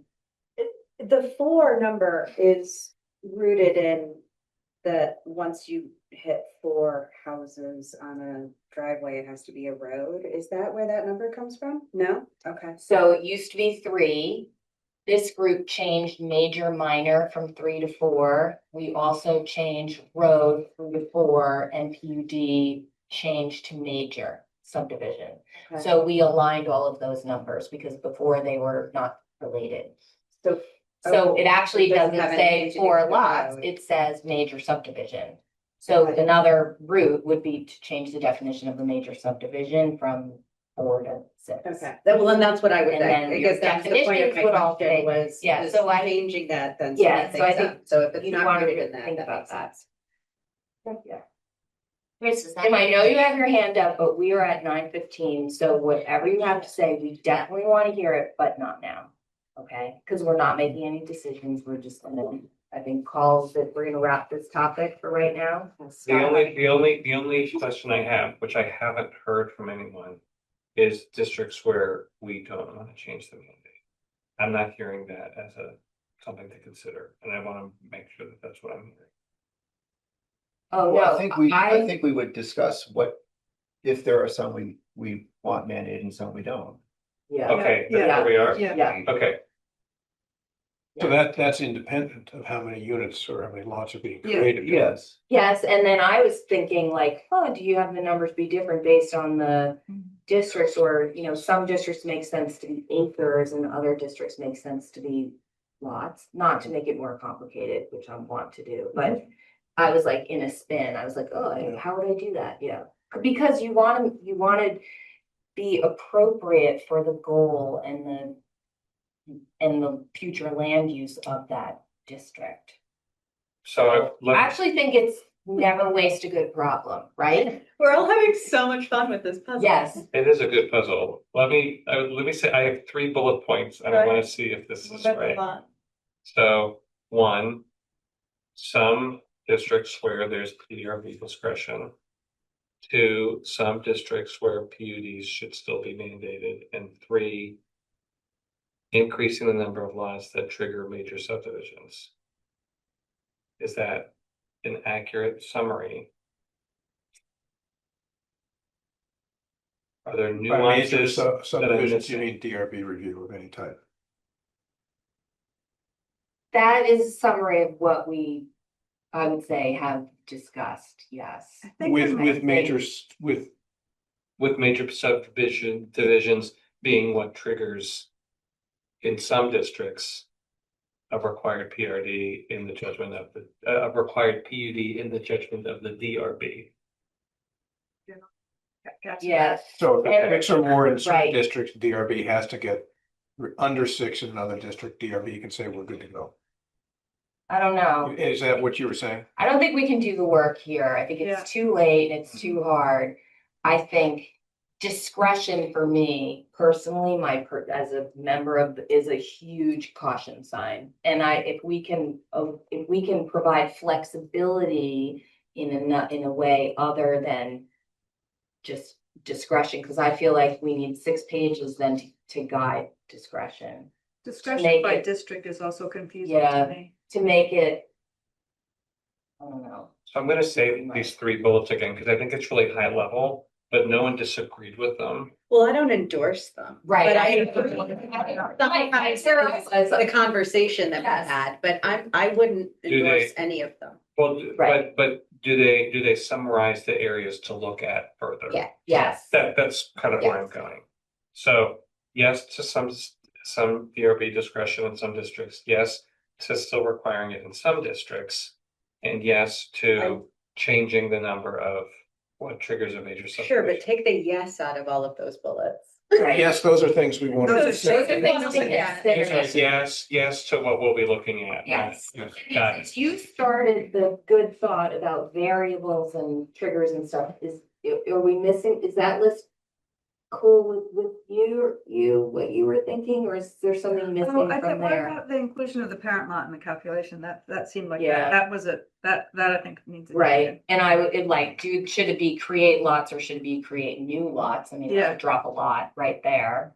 And Create- number of create, years the before word- subdivision. The word Pardon? create, Number of years before subdivision. Yeah. Before further. I Right, think all those are important. right. Acres and Chris Brown had previously said % open space per district. So I'm gonna change my not yes bullet to Thank you. looking at all the wording around what requires what triggers a major subdivision. Yeah. Okay, that's sounds expansive, but it's actually much narrower than where we had been, so I think that's good. Wait, what triggers major subdivision or what triggers PUD? PUD. Well, we're using major subdivision As as the the trigger. trigger for the PUD. Right, okay.